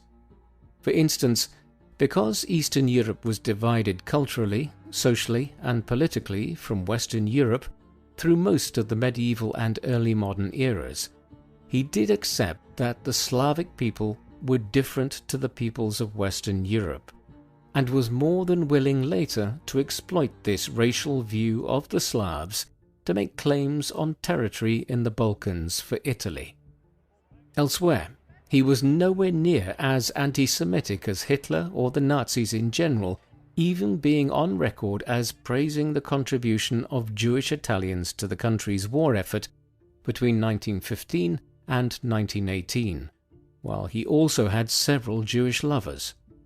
The Italian fascist regime would only begin to adopt anti-Semitic policies in the late 1930s once it allied with Germany. Yet where Mussolini's racial views were very clear was when it came to black people almost anywhere. He regularly made statements about how white Americans would be overtaken by black communities in the United States, and spoke about disparate birth rates between white and black people in Europe and the Americas. Thus, where Mussolini's racial views were most prominent was when it came to white and black ethnic groups. This in part explains the particularly brutal nature of the pacification of Libya and the Second Italo-Ethiopian War. Mussolini did involve Italy in another conflict during these years. In the summer of 1936, while the fighting was still going on in Ethiopia, the Spanish Civil War erupted after a failed coup in the country. It pitted a right-wing nationalist faction against a left-leaning Republican army. Through a series of deaths of more senior commanders, General Francisco Franco would end up as the leader of the nationalists in the course of the war, and the regime he would eventually establish is generally considered a fascist one, though skewing more towards corporatism, a subtle distinction within the politics of the era. Throughout the 2.5 years it was fought, down to the victory of Franco and the nationalists early in 1939, a wide range of European powers contributed forces and aid to one side or the other, as it became a proxy war between fascism and communism in Europe. Mussolini was a particularly avid supporter of Franco, his view being that it would be best to have a closely allied fascist regime in Spain so that right-wing governments had substantial control over the Western Mediterranean. The Royal Italian Navy played a particularly important role in the conflict, helping the nationalists to break a Republican blockade of nationalist territory in Spain's Moroccan colonies. The Italian Corpo Truppe Volontarie, a force of Italian volunteers or irregulars, also made a major contribution to the nationalist victory, reaching 50,000 men at its height. The Spanish Civil War was significant in also being the first episode during which Mussolini was closely aligned with Adolf Hitler and Nazi Germany. Both fascist states provided aid to Franco. However, it is a common misconception that Mussolini was a natural ally of Hitler's after the Nazis seized power in Germany in 1933. In reality, Mussolini was skeptical about the possibility of a German alliance throughout the 1930s. A core issue was the Nazi desire for union with Austria to form a Greater Germany.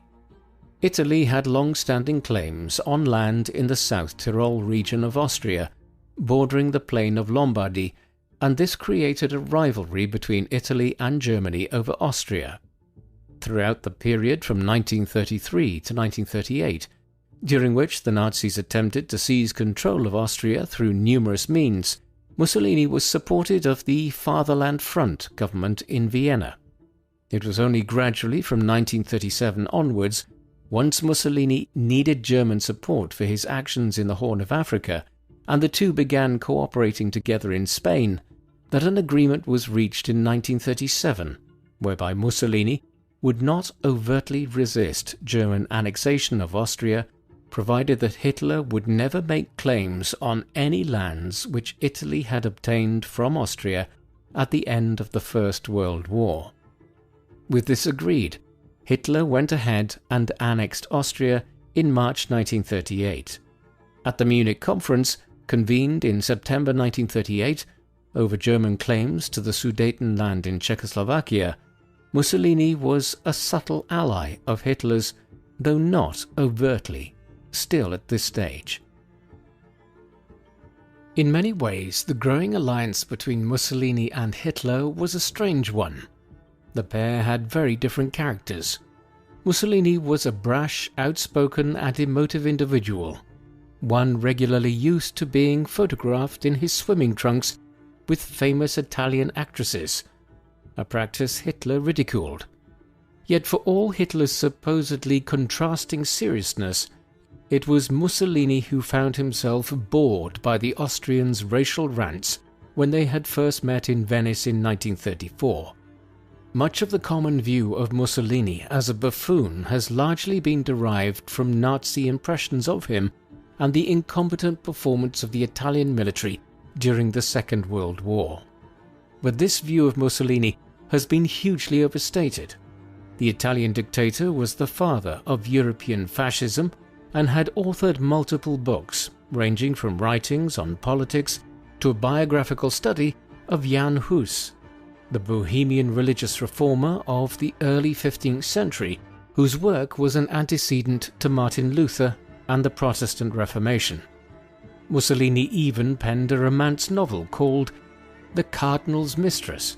At the Munich conference, it was Mussolini who acted as chief translator, being fluent in French and having functional German and English. Mussolini was many things, but the popular view of him as a buffoon or a second-tier dictator with an outlandish desire to restore Italy to the glory days of the Roman Empire is a misconception. He was an intelligent individual, though also an entirely immoral and unscrupulous one. The Munich Conference only created a brief reprieve from war in Europe. 6 months later, the Nazis annexed the remainder of Czechoslovakia. By then, Britain and France were trying to speedily rearm, and when Poland was invaded in the first hours of September 1939, they responded by declaring war on Germany. The Second World War had begun, but Italy would not join it for nearly another year, despite Germany and Italy having agreed to the Pact of Steel, a virtual military and political alliance, on the 22nd of May 1939. Mussolini decided to wait and see what happened at this early stage, encouraged to do so by King Victor Emmanuel III and numerous senior Italian ministers. There were even offers from Paris and London courting Italy as an ally in the war, though Mussolini seems to have never taken them seriously. In the end, when Germany swiftly conquered Denmark, Norway, the Netherlands and Belgium in April and May 1940, and then seemed to be swiftly moving towards seizing control of Paris, Mussolini decided to act. On the 10th of June 1940, he declared war on France and Britain. Italian troops then quickly invaded parts of eastern and southeastern France to secure territory there as part of an arrangement with Hitler. In entering the war, Mussolini's valorizing of the Italian past must be borne in mind, and he now sought to reconstitute a large part of the Mediterranean Empire of the Romans by acquiring territory from France, in the Balkans, Greece, and across North Africa. designs which he also referred to as the concept of a third and fourth shore, whereby Italy would rule over not just the shores of the western Adriatic and the Tyrrhenian Sea, but also the eastern Adriatic and the central Mediterranean coastline of North Africa. Mussolini and the Italian fascists had already begun their efforts to acquire a third shore in the Balkans even before the Second World War began. While Britain and France were distracted with trying to curb the Nazis' endless demands for lands in Central Europe in 1938 and 1939, Il Duce formed a plan to invade the Kingdom of Albania just across the Straits of Otranto from southern Italy. On the 7th of April 1939, just weeks after the Germans had taken over Czechoslovakia and the city of Memel on the Baltic Sea coast, Mussolini struck, sending an expeditionary force of over 20,000 men to invade Albania. With modern aircrafts and battleships, the invasion was a complete success, and an Italian protectorate was established in Albania just a week later. London and Paris made few objections, hoping at this juncture that they could still win over Mussolini to join them against the Germans. Now, after the defeat of France in the summer of 1940, Mussolini began preparing for a much more expanded campaign in the Balkans. Greece was invaded late in October 1940, while in the spring the Italians commenced a campaign against Yugoslavia after a pro-Allied coup there. These campaigns would be decidedly less successful than the swift occupation of Albania in April 1939 had been. Before long, Mussolini would have to call on his German allies to lend further support to the Italian divisions in the Balkans. The diversion of German troops and attention to the Balkans in the spring and summer of 1941 are often seen as a contributory factor in the failure of the Germans to take Moscow and Leningrad before the Russian winter stopped their advance into the Soviet Union later that year. The inadequacies of Mussolini's armed forces were even more strikingly on display in North Africa. Hitler's plan was for the Italians to push eastwards from Libya to seize Cairo and then the Suez Canal in Britain's protectorate of Egypt. Then, once the Germans had pushed through Ukraine and into the Caucasus, they would swing south and launch a double-sided attack on the British possessions in the Middle East, where some Arab allies were being courted by the Nazis in Iraq and elsewhere. This would secure both the oil fields of the Caucasus and the Middle East, which, when combined with the capture of the Suez Canal, would leave the British with little option but to negotiate peace terms that would be very favourable to the Axis powers. There was only one problem with this plan. The Italian Royal Army performed abysmally in North Africa following Italy's entry into the war in the summer of 1940. The British, aided by substantial numbers of Commonwealth soldiers from Australia, New Zealand, South Africa and India, pushed the Italians back into Libya and scored a substantial victory at the Battle of Beda Fom in early February 1941. A few days later, Erwin Rommel was appointed to head up the Afrika Korps, a German expeditionary force that had been preparing to head to North Africa for several weeks. This force of just over 30,000 men and a substantial tank brigade would turn the tide back in the favour of the Axis powers, and Egypt was under threat again by the summer of 1941. Still, the necessity of drawing on German aid in both the Balkans and North Africa pointed towards the hollowness of Mussolini's claims regarding Italy being a newly ascendant great power in the Mediterranean. Mussolini was drawing on ever greater amounts of German aid as the war went on, but he still steered an independent line on many issues. One was the Italian attitude towards the Jewish population of Italy and the territory it had occupied. Mussolini's anti-Semitism did not reach the levels of Hitler and the other Nazi leaders.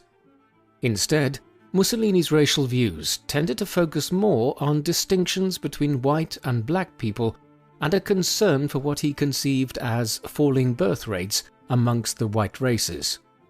There was no major campaign of persecution against the 50,000 or so Jews who called Italy home under Mussolini in the 1920s and most of the 1930s. A turning point was 1938, as Mussolini drew closer to Hitler and the Nazis. At that juncture, a watered-down Italian version of the German Nuremberg laws were introduced in Italy, ones which removed Italian Jews from government jobs and regulated intermarriage between Jews and non-Jews. It is clear that these measures were not intensely enforced, and that Mussolini had introduced them more to appease the Nazis than anything else. A sign of the fact that Mussolini's regime was not as anti-Semitic as Germany was seen in the movement of many Jews from Nazi-occupied regions in 1940 and 1941 to Italy and Italian-occupied lands. The Holocaust, as we will see, would only really strike Italy once the Germans became the de facto occupying power in the autumn of 1943. By the time the Nazis began implementing the final solution in Europe at the beginning of 1942, events were transpiring in North Africa that would lead to Mussolini's dramatic downfall and then an even more dramatic second act as dictator of Italy. The source of these events lay in North Africa. After the arrival of the Afrika Korps there in 1941, the Italians and the German Expeditionary Force had regained the initiative against the British in the Western Desert, and by the summer of 1942 were threatening to take Cairo and then the Suez Canal again. That was as far as they would get. An injection of British and Commonwealth troops into Egypt turned the tide, and victory at the Second Battle of El Alamein in late October and early November put the Italians and Germans on the defensive. They would never regain the initiative, in large part because, as the fighting at El Alamein was coming to an end, Allied armies were making amphibious landings at key locations along the coast of Morocco and Algeria, two French colonies under Axis control. By the spring of 1943, with the great manpower and resources of the United States coming to bear, the Germans and Italians were corralled into Tunisia, where they were finally defeated in May of that year, bringing the North Africa campaign to an end. Even before victory was achieved in North Africa, plans were well underway amongst the Western Allies to open a second front in Europe to take some pressure off the Soviet Union in Eastern Europe by diverting German resources elsewhere. Winston Churchill wanted this new front to be established in the Balkans, yet eventually the more logical plan was selected. This was to invade the island of Sicily, lying close to the massed Allied forces in Tunisia, and then quickly cross the short distance to southern Italy. What was codenamed as Operation Husky began with an aerial bombardment of Italian positions on the 9th of July 1943, followed by an amphibious assault on the west and south of Sicily on the 10th, during which over 150,000 Allied troops began making landfall. The Sicily campaign would last 6 weeks before the island was fully secured by the Western Allies, succeeding in drawing extensive German resources away from Eastern Europe in the process to shore up the defence of Italy. A 2.5-week reprieve followed before the Allies began the process of transferring hundreds of thousands of soldiers across the Straits of Messina and through the Gulf of Taranto and the Tyrrhenian Sea into southern Italy to begin the conquest of Italy on the 3rd of September. Just over 3 years after entering the war, it was all ending in complete disaster for Mussolini. Even before the conquest of Sicily had been completed, Mussolini had been toppled in Rome. Mussolini was unquestionably the dictator of Italy from 1922 onwards, but he did rule alongside others. The Grand Council of Fascism, being the foremost governing body of the regime. It was made up of senior army generals, leading members of the largely ceremonial Italian parliament, and a wide range of ministers and heads of corporate governing bodies. The Grand Council met on the night of the 24th of July, in the midst of the Sicilian campaign, when Mussolini stated that Hitler was considering a strategic withdrawal from southern Italy to form a defensive line against the Allies in the mountains of central Italy. The former Minister for Justice Dino Grandi, whom Mussolini had demoted in February owing to his criticism of Italian efforts in North Africa, launched a blistering attack on Il Duce. A debate commenced and went on long into the night, with a vote held in the early hours of the 25th of July on whether Mussolini still had the confidence of the council members. He lost this by 19 votes to 8. Mussolini left and attempted to continue as though he was still in charge, believing that the council could not force through the decision. But at a meeting with King Victor Emmanuel III the next day, he was formally relieved of his office and placed under arrest. General Pietro Badoglio was then appointed as the new Prime Minister. Mussolini was detained for a time in various locations and would soon be taken to the Hotel Campo Imperatore in the Massif of Gran Sasso, in the mountains to the east of Rome in late August. While he was under arrest, the new government of Badoglio was secretly entering into negotiations with the Allies to surrender to them and bring Italy out of the war, now that the devastation of the country and inevitable defeat lay ahead. To the north, Hitler and his generals were more than aware that this was probably occurring and had already developed their own plans for taking over Italy and the Italian armed forces before they could capitulate to the Allies. They would initiate this plan, codenamed Operation Axe, in early September. On the 3rd of the month, the very day the Allies began landing in southern Italy, the Italian government announced that it had agreed an armistice with the US and British. In response, Operation Axe was initiated. Hundreds of thousands of Italian troops were requisitioned into the German armed forces by appointing German commanders over their divisions, while German units flooded into northern Italy and began seizing control of large swathes of the peninsula. The Italian government itself eventually left Rome and headed south to join the Allies, while the Germans seized the capital and now prepared to make the Allies fight a bitter battle to secure central Italy. The Battle of Monte Cassino would rage throughout most of the first half of 1944. While Operation Axe was being carried out, Mussolini was still being held prisoner at the Hotel Campo Imperatore on the Gran Sasso Massif. Hitler and the Nazi High Command were aware that they needed a figurehead to impose control over northern Italy, and also that it needed to be made clear to the leaders of other Axis-aligned countries in Central Europe and the Balkans that if they came into jeopardy, the Germans would support them. Thus, a plan was concocted to rescue Mussolini. On the 12th of September 1943, a small unit of German paratroopers, led by the Special Operations Commander Otto Skorzeny, paraglided onto the mountaintop near the hotel the former fascist leader was being held in, while a separate team secured the cable cars that led up to the hotel lower down the mountain. They then entered the hotel and rescued Mussolini from the small unit assigned to guard him. A small plane was flown in to airlift Mussolini out.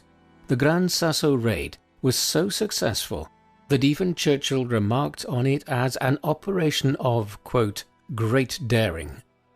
Mussolini was now established as the leader of a newly formed Italian Social Republic, the administrative capital of which was fixed at the town of Salo in northern Italy.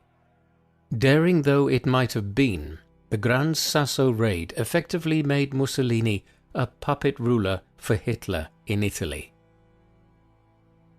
Upon being rescued from the mountains of central Italy, Mussolini was first flown to Prussia in northern Poland to meet with Hitler at his Wolf's Lair headquarters near Rastenburg. Here it was made clear to him exactly how reduced his position would be. The Nazis were to effectively annex the northeast of Italy into the cumbersomely titled Operational Zone of the Adriatic Littoral, while the fascist independent state of Croatia was granted lands on the eastern side of the Adriatic, south towards Split.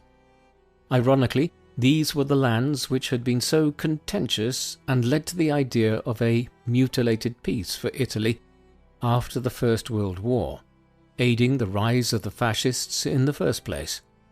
Having been humiliated through this stripping away of Italian land, Mussolini returned to Italy.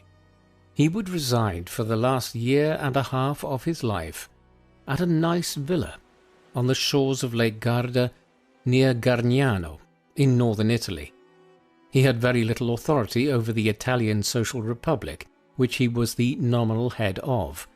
Instead, he and his mistress, Clara Petacci, lived here under a form of semi-house arrest, guarded by the SS and having his correspondence screened to ensure he was not in any form of illicit contact with the Allies or the Italian government that had renounced him in the summer of 1943. When interviewed early in 1945, he expressed the view that he was little more than a walking corpse, a puppet for the Nazis waiting to be caught and executed by the Allies. Mussolini would not have to wait much longer for the Allied anvil to fall on him. The Germans and the Allies spent much of the remainder of 1943 consolidating control over their respective positions in northern and southern Italy. The first half of 1944 was then locked in the dual battles of Anzio and Monte Cassino in central Italy, south of Rome, with the Allies finally breaking the deadlock in May. Rome was one of the first major European capitals to be liberated by the Allies on the 4th of June 1944, a full 2 months before the liberation of Warsaw and Paris in August 1944. Thereafter, with the Western Front now opened in France, the strategic priority for the Western Allies shifted away from Italy, although the Allied advance continued at a slower rate into Tuscany and Mussolini's native Emilia-Romagna, while it was now possible to use Rome as a strategic base from which Allied bombing of northern Italy and Austria was initiated. In the interim, the Germans had begun extending the final solution to northern and central Italy, while the substantial communities of Jewish people in Rome, Milan, Genoa, Florence and Venice had largely avoided persecution under Italian fascist rule. As soon as Operation Achse was implemented in the autumn of 1943, the SS arrived into Italy and began detaining thousands of Italian Jews and deporting them north towards Auschwitz. They were systematically obstructed in their efforts by ordinary Italians, and over 40,000 Italian Jews, over 80% of the total Jewish population in the country, would survive the war. In early April 1945, with the Battle of Berlin commencing far to the north and the Western Allies fanning out all over western, southern and central Germany, Operation Grapeshot was commenced in Italy.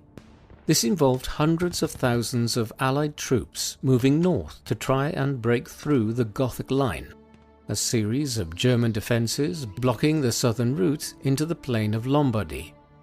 On the 18th of April, in response to the Allied advance, Mussolini moved from Gargnano to Milan. Unlike many of the German Nazi leaders who would kill themselves before being captured, Mussolini intended to be taken alive and believed that he could negotiate decent terms through the intercession of the Archbishop of Milan, Alfredo Schuster. But a meeting between Schuster and Mussolini a week later failed to result in an agreement after Mussolini resisted a demand by representatives of the Italian communist partisans who had been fighting the Nazis in northern Italy, to declare himself in favour of an unconditional surrender to the Allies. Perhaps Mussolini believed he would be murdered by the Germans if he did so.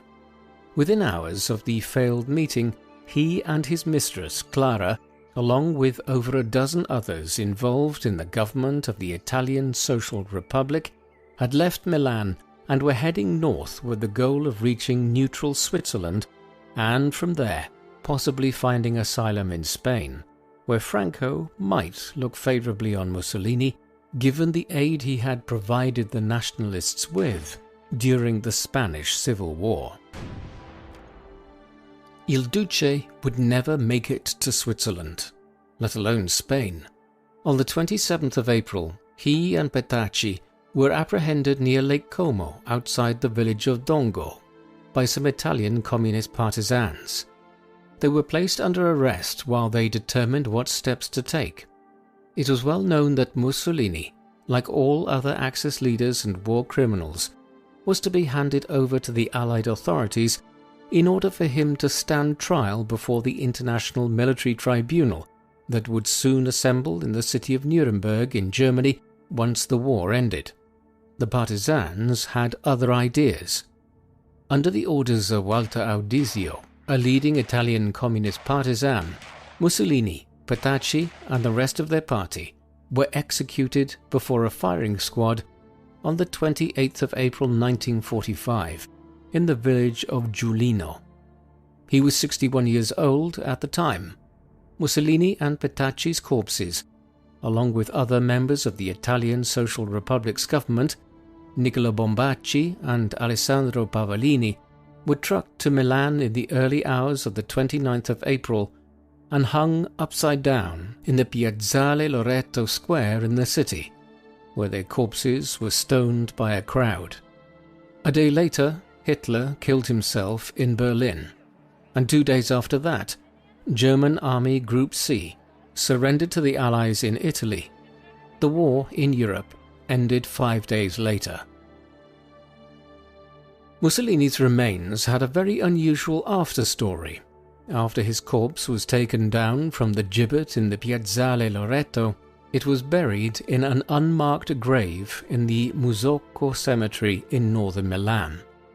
While it was unmarked, enough people knew the location for it to be possible for a fascist sympathizer, Domenico Leccisi, to dig up his remains a year later during Easter of 1946, seemingly with the aid of 2 Franciscan friars. These were then transported around numerous locations in northern Italy in the months that followed, with one of Mussolini's legs being lost along the way.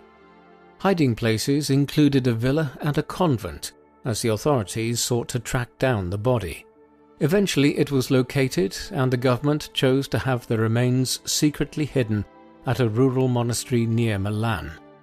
The entire saga only came to an end in 1957, when the government of Prime Minister Adornisoli, who hailed from the same part of Italy as Mussolini, agreed to allow the fascist leader's remains to be interred in the Mussolini family crypt in Dovia di Predapio.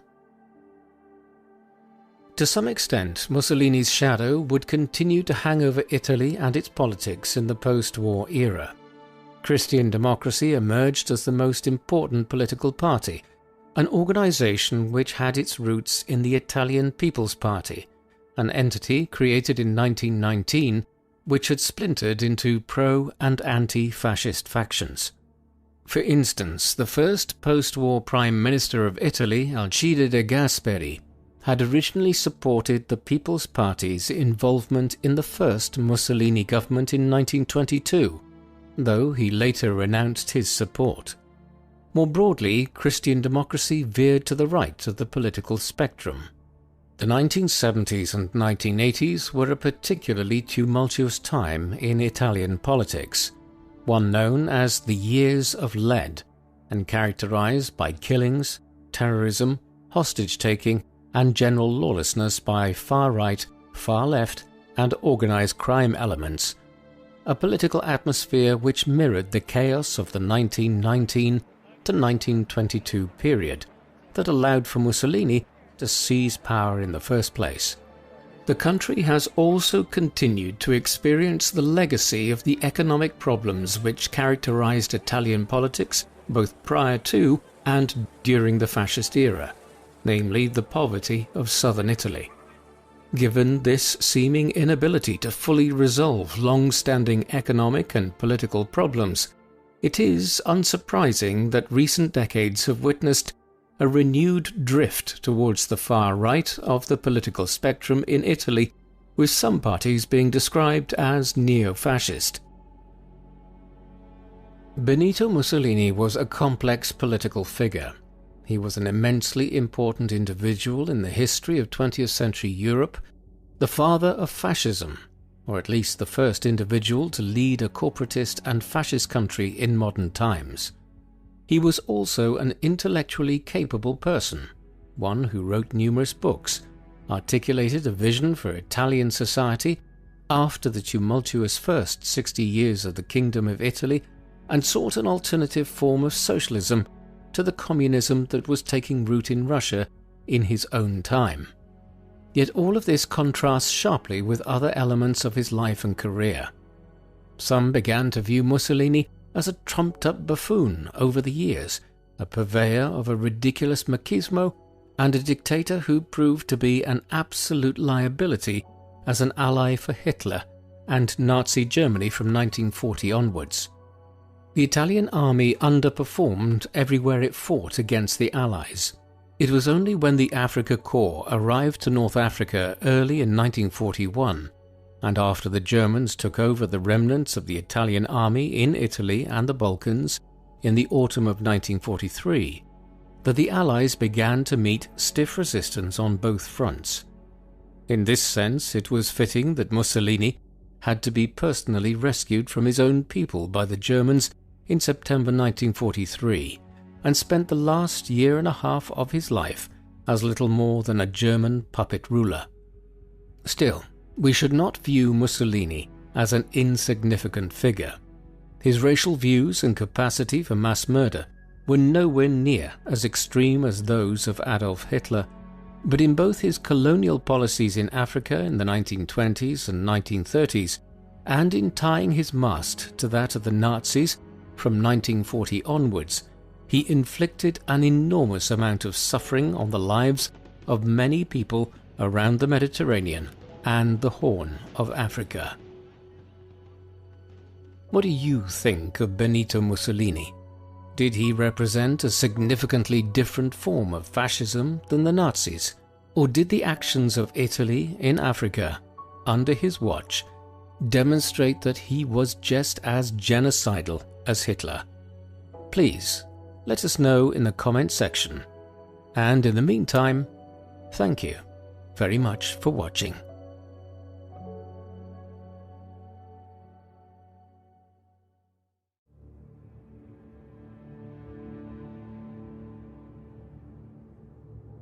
The man known to history as Adolf Hitler was born on the 20th of April 1889 in the town of Braunau am Inn in Upper Austria. His father was Alois Hitler, an illegitimate child of Maria Schicklgruber. He was already in his early 50s when Adolf was born. A German nationalist, Alois was nevertheless a loyal patriot of the Empire of Austria-Hungary, even after the German Empire was formed in 1871 under Prussian leadership and with Austria-Hungary excluded. He used his mother's name, Schicklgruber, for much of his life, before changing it legally, during which process the name of his stepfather, Hiedler, was misspelled on the legal documentation and mistakenly rendered as Hitler. An ill-tempered and brutish man, Alois worked as a customs official, a semi-military profession in those days, and rose through numerous positions to become a senior customs inspector in Adolf's earliest years. He had 3 different wives and 9 children, of which Adolf was one of the youngest. Adolf's mother was Clara Pölzel, an Austrian woman from a peasant family. She married Alois in 1885 when she was just 24 and he was 47. Clara was noted as a kind and pious woman, though, as we will see, the Hitler family environment was not a good one. There is a theory that Hitler may have been of partly Jewish descent. His grandmother, Maria Anna Schicklgruber, had never married, but she did give birth to a child out of wedlock when she was in her early 40s and nearing the end of her childbearing years. The child in question was Hitler's father, Alois Hitler. The question is, who was Alois's father that had sired him with the unmarried Maria Anna? Many years later, in the early 1930s, a senior Nazi official, the future governor of the Nazi General Government of Poland, Hans Frank, was charged with investigating this very issue. Though his official report contained nothing controversial, in private elsewhere, he stated that he had come across evidence which pointed towards Alois's father, Adolf's grandfather, potentially being Leopold Frankenberger, a member of the Jewish Frankenberger family in whose household Maria Anna worked for a time as a cook. Frank noted that the Frankenberger family had later paid for much of Alois's upbringing in a manner which was suggestive that Leopold felt some responsibility for the child. Historians have tended to approach Frank's claims with some skepticism, although a DNA study produced in 2010 yet again suggested that Hitler may have had some Jewish heritage. These points aside, there is still no definitive evidence to suggest this, and Hitler's possible Jewish heritage remains a theory, though an interesting one. Adolf's early life was not an easy one. His three older full siblings from Alois's marriage to Clara, Gustav, Ida, and Otto, all died in infancy in 1887 and 1888, Otto just days after he was born. While both Gustav and Ida died of diphtheria within a few weeks of each other in December 1887 and January 1888. This meant that Adolf was Clara's eldest surviving child.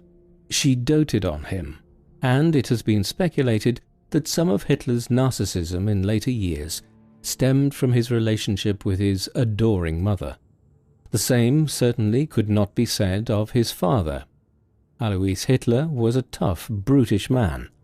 A heavy drinker, he spent much of his time in local taverns. When he did return home, there was no affection displayed towards his wife and young Adolf, or his other children. He regularly physically attacked Clara and his children, and it was a tense and violent environment in which Adolf grew up. There is also a growing consensus that Hitler developed monarchism in his youth, where his right testicle did not descend. It used to be believed that this was an urban myth, based on a British military song that was sung during the Second World War, but a recent study in 2015 claimed, based on a reanalysis of a medical examination Hitler was forced to undertake when he was imprisoned in Bavaria late in 1923, that it is, in fact, accurate. The Hitler household was also an itinerant one during Adolf's youth. Alois continued to work as a senior customs officer during the early 1890s. In 1892, he was transferred to the town of Passau and worked there for another 2 years before being reassigned again to Linz, one of the largest urban centers in Austria. Although Clara had just given birth to another child, a boy named Edmund, and so she remained in Passau for a time with Adolf, Edmund, and Alois Jr. and Angela, 2 older children from Alois's earlier marriage to Franziska Matzelsberger. Alois retired not long afterwards and used his savings and pension to purchase a farm some 50 kilometers from Linz. Though relatively distant from the city, Hitler would develop an affinity for Linz. After Alois's efforts at farming failed, the family moved back to Passau in the late 1890s. Here, Adolf's younger brother Edmund died in 1900, though by then he did have a new younger sister. Paula Hitler.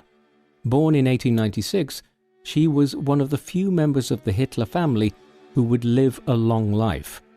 Hitler performed poorly in a school in Linz that he was sent to attend, much to his father's consternation, although Alois died in January 1903, bringing to an end his tempestuous relationship with Adolf and the other members of the family.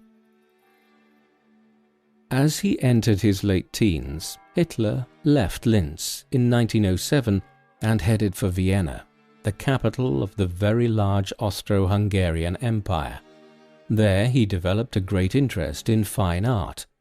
This was an era of immense vitality in European art, as Impressionism and Post-Impressionism were still impacting on artistic styles, and new movements like Expressionism were also emerging.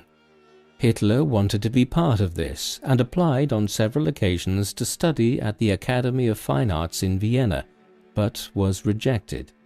This disappointment was compounded by the loss of his doting mother from breast cancer on the 21st of December 1907. Nevertheless, he continued to pursue his dreams of becoming a painter. These hopes were overly ambitious. Hitler's watercolor paintings and other pieces from the late 1900s and into the early 1910s reveal a painter of very modest ability. He was able to paint a functional landscape scene and a decent representation of famous buildings around Vienna, but his paintings lacked any depth or emotional resonance. Unsurprisingly, many critics who viewed his work at the time advised him to steer his career towards architecture, and over time his paintings of buildings, notably the Karlskirche im Winter, painted in 1912, did show some technical improvement. In 1909, Hitler's pursuit of his dream of becoming an artist had placed him in a dire economic position as he ran out of what small amount of money he had received following the death of his parents in 1903 and 1907. He soon began acquiring odd jobs as a labourer and also managed to sell some of his watercolour paintings, though these were not being sold to galleries, but rather as functional pieces people bought to furnish their homes with generic scenes of Viennese life. Eventually, he ended up homeless for a time, effectively living for much of 1909 and 1910 as a tramp, moving between homeless shelters in Vienna and boarding houses for men. This was a highly unusual period for a person who would rise to become a leader of a major European state one day, and one of the most significant figures in modern history. There are very few other examples of someone being both a tramp at one point in their life and a head of state in another. Indeed, such was the scale of the difficulties that Hitler experienced in Vienna between 1907 and 1913 that many historians have speculated that his later hatred of non-German groups developed during this time, particularly his adoption of the virulent anti-Semitism which was so prominent across Europe in the late 19th and early 20th centuries.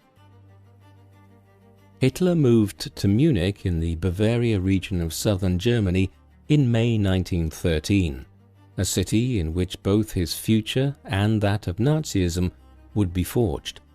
He was called up for conscription to the Austro-Hungarian army a few months later, but was excused on medical grounds, a decision that he later claimed he was content with, as he now viewed Austria-Hungary as being un-German in its multi-ethnic nature. There is probably considerable truth to this being his reason for trying to avoid military service in Austria-Hungary, as when the First World War broke out in the final days of July 1914 and the first days of August, Hitler quickly enlisted with the Bavarian divisions of the German Imperial Army. Like so many other young German, French and British men of the time, he was posted to the Western Front in the trenches of Flanders and northeastern France. Over the next 4 years he served as both a runner, carrying messages between staff headquarters behind the front lines, and sometimes on the front lines at engagements such as the First Battle of Ypres early on in the war and the Battle of Passchendaele in the autumn of 1917. He was wounded several times and received numerous commendations for bravery, including both the Iron Cross Second Class and First Class and the Black Wound Badge. In the final stages of the war, as Germany was faced with the prospect of major invasions of its own territory by the British, French and Americans for the first time, Hitler was temporarily blinded in a mustard gas attack on the 15th of October 1918. While recuperating in hospital, he learned of the political, social and military unrest that was spreading across Germany, the abdication of Kaiser Wilhelm II that followed, and the German surrender and armistice on the 11th of November 1918. He would later claim that he was so traumatized to learn of the German capitulation and the betrayal of those who had fought for the cause of an imperial Germany that he temporarily went blind for a second time in hospital. While this claim remains dubious, a more widely accepted theory in the early 21st century is that Hitler might have suffered from post-traumatic stress disorder as a result of his wartime experiences between 1914 and 1918. This was known euphemistically as shell shock at the time, but is a much better understood condition today. A great many soldiers of the First World War suffered from PTSD later. If Hitler was afflicted by it, then it might well explain a lot of his more severe behavior following the First World War. Once the war ended and he had sufficiently recovered from his own injuries, Hitler returned to Munich. It was a period of intense political and social change in Germany. The German Revolution was underway, with socialist groups trying to seize control of Berlin, Munich and other cities in imitation of the Russian Revolution of 1917 that had seen the Bolshevik communists seize power there, while other right-wing groups were also forming in Germany to resist the socialists, many of which were employed as Freikorps irregulars by the German government to try and re-establish some sense of law and order in the new German Republic. Into this milieu, Hitler returned to Bavaria and soon became immersed in the vibrant politics of his adopted city. He gravitated towards the German Workers' Party, an outfit led by Anton Drexler that existed in Munich for not much more than a year between early 1919 and the spring of 1920.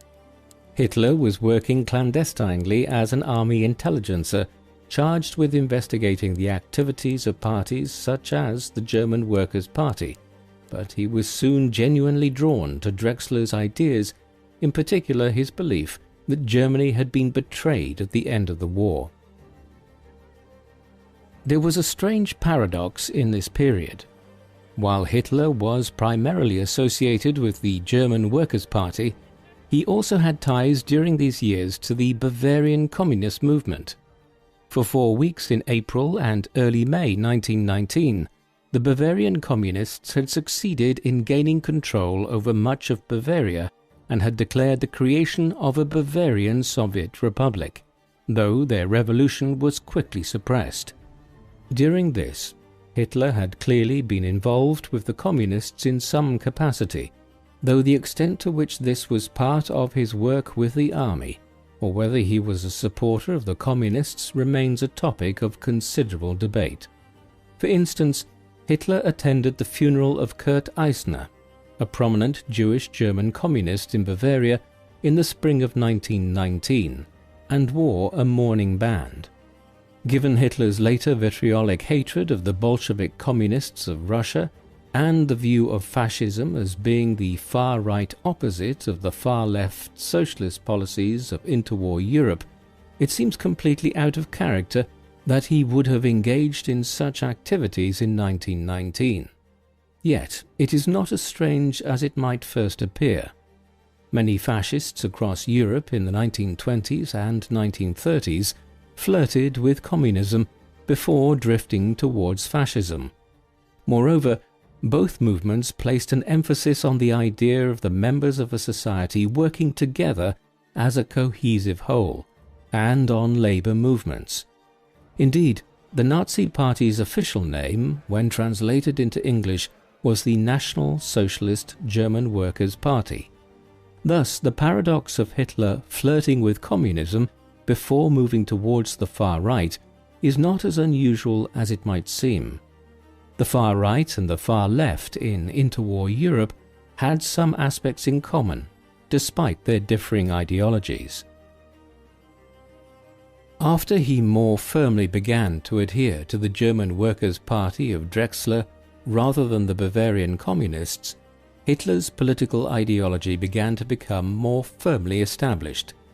Influenced by Drexler and Dietrich Eckart, another founding member of the Workers' Party, he began to adhere to an ultra-nationalist, anti-capitalist, anti-Marxist and patriotic political ideology, one which had roots in the pre-war Völkisch German nationalist folk tradition. This looked back to the medieval period, to when the German people had expanded eastwards into Poland, the Baltic states and other regions, Christianizing the pagan people found here. In time, this would cohere into the Nazi idea that Germany should acquire vast Lebensraum, or living space in Eastern Europe, where a new German Reich or empire would be built. He also developed a virulent opposition to the Treaty of Versailles. So too was Hitler largely responsible during this period for the adoption of the swastika as the party emblem, one which was associated with Aryanism and the Völkisch movement long before the First World War. It was also in 1919 and 1920 that Hitler's existing anti-Semitism became much more extreme, with many individuals like himself in Germany in the post-war years beginning to associate the Jewish people with German defeat in the war. As early as September 1919, he was writing to some of his new political associates in Munich in apocalyptic terms about the complete removal of the Jewish people from German society.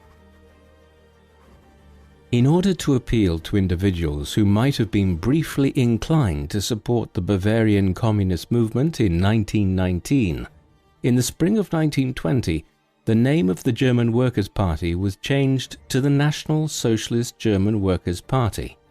The acronym for this in German is where the term Nazi comes from.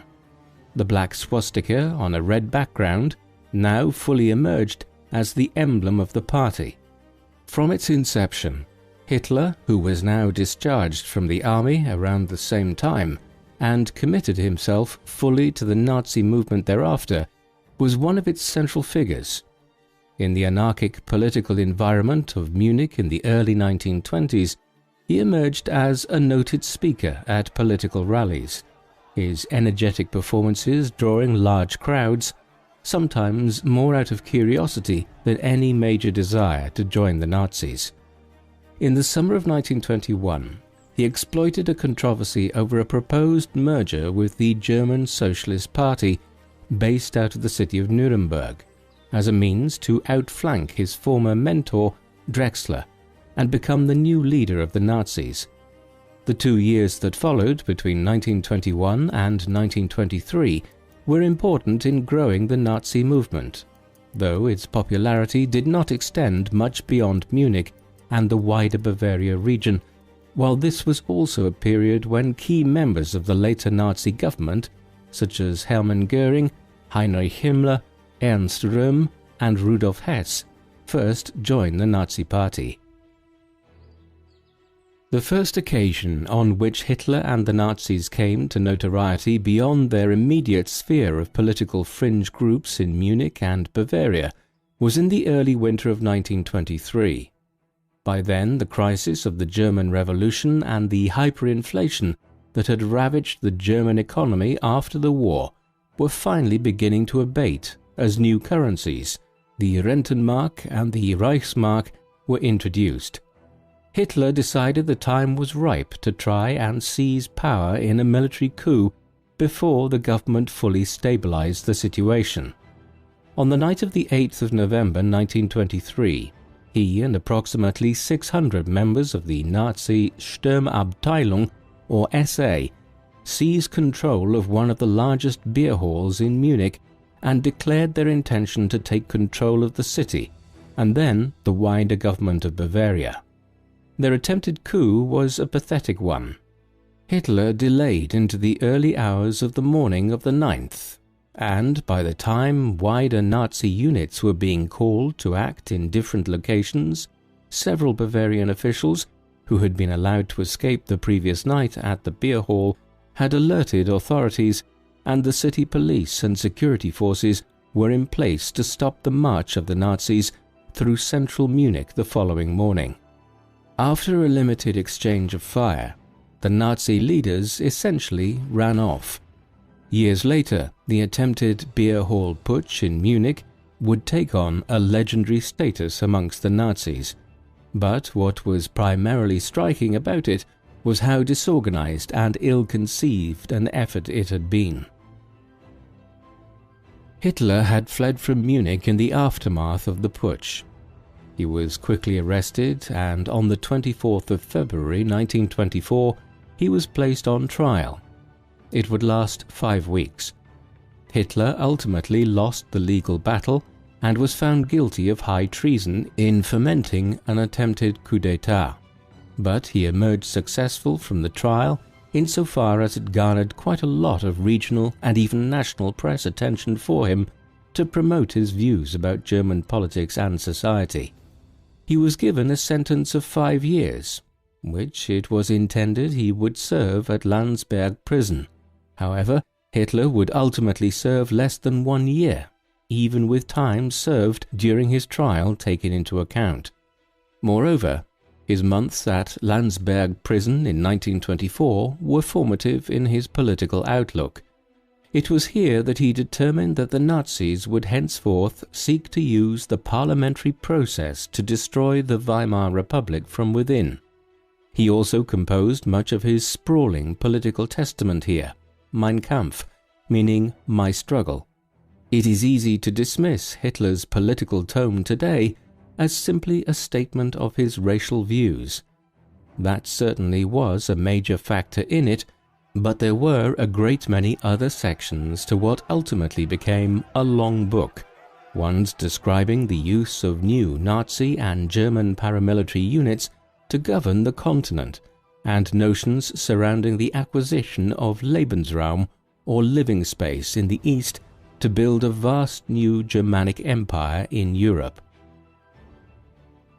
Hitler and much of his ideas in Mein Kampf were a byproduct of his belief in racial hierarchies, a tendency in Europe in the late 19th and early 20th centuries which categorized different racial or ethnic groups not through the religious lens that they had been viewed in centuries gone by, but instead through allegedly scientific arguments.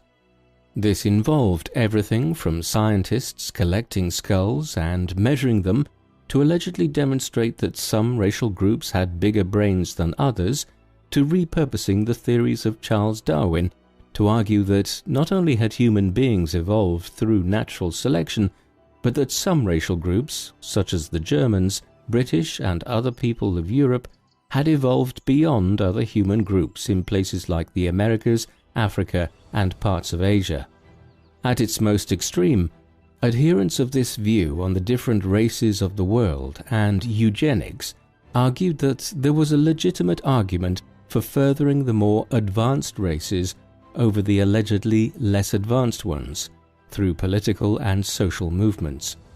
In all of this, Hitler would continue to be influenced, even after the composition of Mein Kampf, by the writings of Hans F. K. Gunther, a German writer who published numerous works in the 1920s in which he outlined a hierarchy of the different racial groups of Europe, arguing for the Germanic or Nordic people being at the top of this racial pyramid and others such as the Jewish and Slavic people being at the bottom of it. Gunther was a major influence on Hitler. This being said, it would be incorrect to view Hitler's ideological outlook as being entirely the product of the politics and culture of Germany in the 1920s. Many of the ideas that the first nationalists, socialists and other radical groups in Bavaria and elsewhere in the years between 1918 and 1923 were trading in had deep roots in German culture and political discourse throughout the German Empire. As early as the 1870s and 1880s, notions about the supposedly problematic elements of Jewish culture within Europe were rife within German public discourse, as were the ideas put forward about national revitalization. The difference was that in the 1890s or 1900s, these views were professed in relation to a newly reunited Germany taking its place amongst the great powers, often through carving out its own colonial empire, whereas in the 1920s a more sinister turn emerged when this desire for great power status turned into a feeling of exceptional bitterness at the manner in which the German people had been humiliated at the end of the First World War. It was in the mid-1900s that the German state first oversaw a genocide, this one against the Herero and Namaqua people of German Southwest Africa in what is now Namibia. Ultimately, a far-right German nationalist in 1909, if transported to a Nazi Party rally in the mid-1920s, would have found a lot of what he saw and heard there to be quite familiar to him. Hitler was released from Landsberg prison on Christmas Eve 1924, after serving less than a year in jail for launching a military coup against the government, unsuccessful though it might have been. He immediately began rebuilding the Nazi Party, and by mid-February 1925 had succeeded in convincing the Bavarian authorities to lift the ban on the party. Thus, just over 15 months after the Beer Hall Putsch, Hitler was a free man and the Nazis were back in action in Bavaria. It was a new Germany, though, by the spring of 1925. The hyperinflation and the political, economic and social chaos that had characterized German politics and society from 1918 to 1923 had finally come to an end, and the country had instead entered into a period of pronounced economic growth. In this environment, Hitler and his allies now committed to trying to secure power in Germany at the ballot box rather than at the end of a gun. In fact, Hitler had only managed to secure the acquiescence of Heinrich Held, the head of the Bavarian regional government, for the party to be reformed once he promised that they would engage in democratic politics going forward.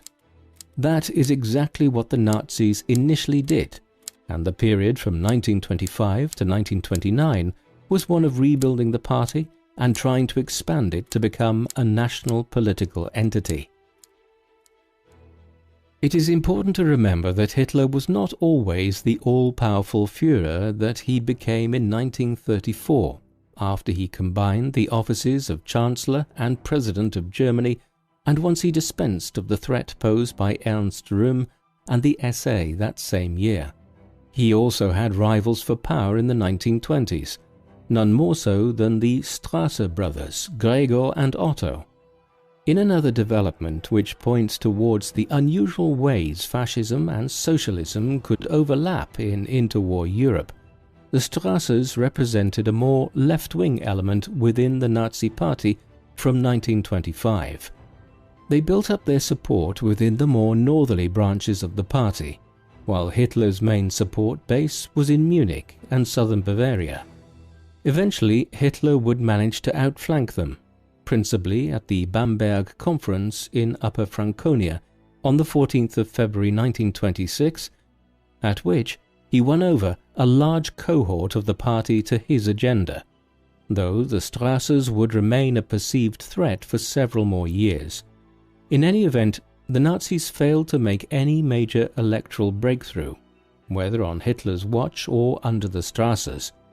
In the 1928 Reichstag elections, just 810,000 people voted for them throughout Germany, meaning the party's number of representatives in the national parliament fell to 12 from the 14 that had been elected in 1925 when they ran under the moniker of the National Socialist Freedom Movement, while the Nazi Party itself was still banned.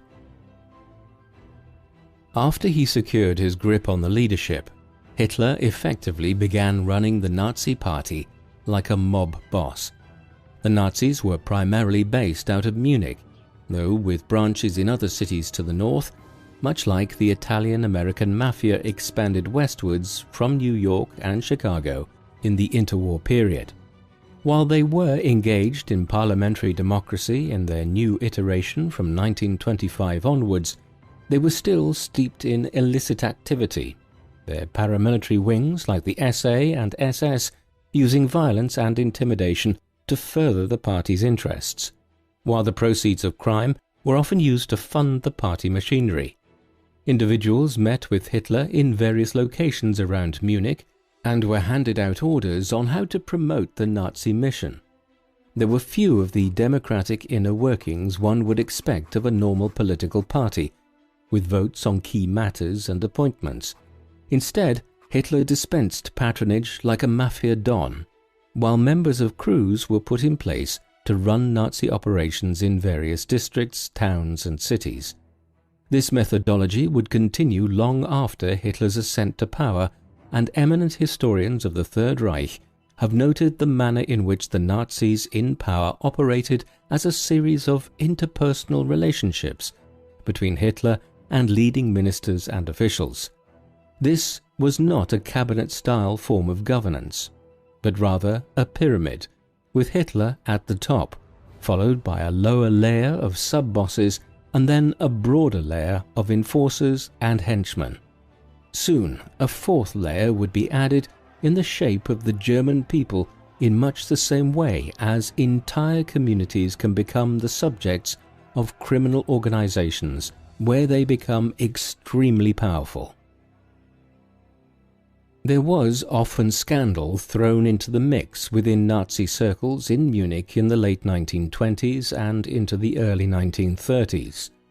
Some members engaged in activities which were deemed to be sexually or socially deviant by the standards of the time. Indeed, the Nazis seemed to continuously attract eccentrics and social outcasts during the 1920s, and social gatherings of party members were often peculiar affairs. Hitler was not above attracting scandal himself. In 1925, his 17-year-old half-niece, Geli Raubal, a daughter of Hitler's half-sister Angela, moved with her mother to Bavaria, Angela's husband having died many years earlier. There they were in regular contact with Adolf, and eventually Angela became a housekeeper to her half-brother, and she and Geli moved into his home. From late 1927 onwards, Hitler became more and more controlling of his half-niece's movements, often restricting her from leaving his apartment. It was soon rumoured that Hitler and Geli were involved in a sexual relationship of some kind, although historians have been unable to disentangle to what extent this is true, or whether it was largely the byproduct of a campaign by the Strassers and others to discredit Hitler. Whatever the exact nature of it, there is no doubt that the relationship was an inappropriate one between half-uncle and half-niece, and was probably sexual to some extent. Some individuals who were in Munich in the early 1930s even later claimed that Geli may have fallen pregnant with Hitler's child in 1931.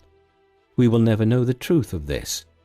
Geli was found dead in Hitler's apartment in Munich on the 18th of September 1931, after apparently shooting herself. Hitler had left the city to visit Nuremberg earlier that evening after arguing with Geli. After her death, Hitler became profoundly depressed and later allegedly claimed that she was the only woman he ever loved. What was especially controversial about the entire episode between Hitler and his niece was that it occurred at a critical juncture for the Nazi leader and his party's ascent to power.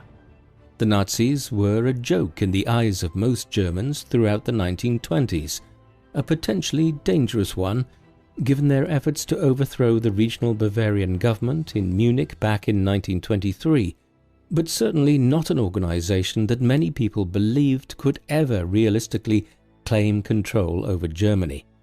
Their electoral showing after Hitler was released from Landsberg at the end of 1924 reflected this.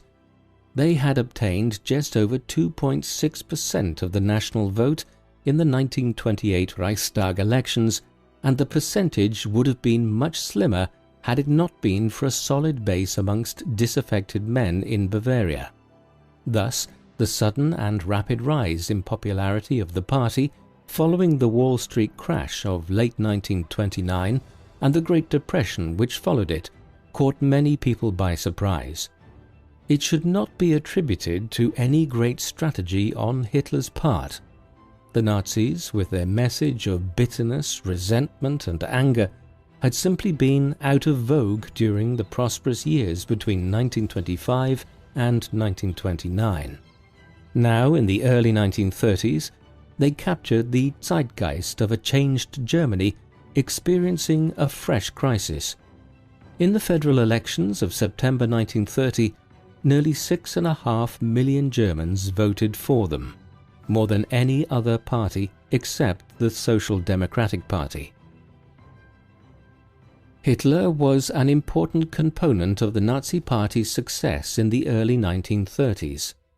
Though it may seem peculiar to us with the benefit of hindsight and the passage of nearly a century, the strange performance by Hitler at political rallies in which he delivered raging speeches almost in a reverie were enormously popular in the crisis years of the Great Depression.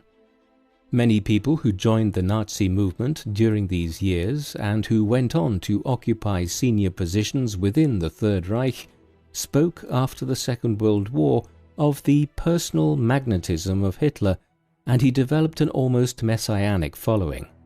Yet it was not this alone which led to the Nazis' growing success. It was the bitterness of the German people combined with an immensely effective propaganda and marketing campaign overseen by figures like Joseph Goebbels, the Nazi propaganda czar. As energetic as Hitler's campaigning and leadership was in 1931 and 1932, it could not bring him to the top of the state. Despite their enormous popularity, in a fractured political landscape, the best result that the Nazis ever came out of a Reichstag election with was in July 1932. On that occasion, they won over 37% of the vote, with nearly 2 out of every 5 Germans who voted indicating their support for the peculiar Austrian and his bunch of strange adherents from Bavaria.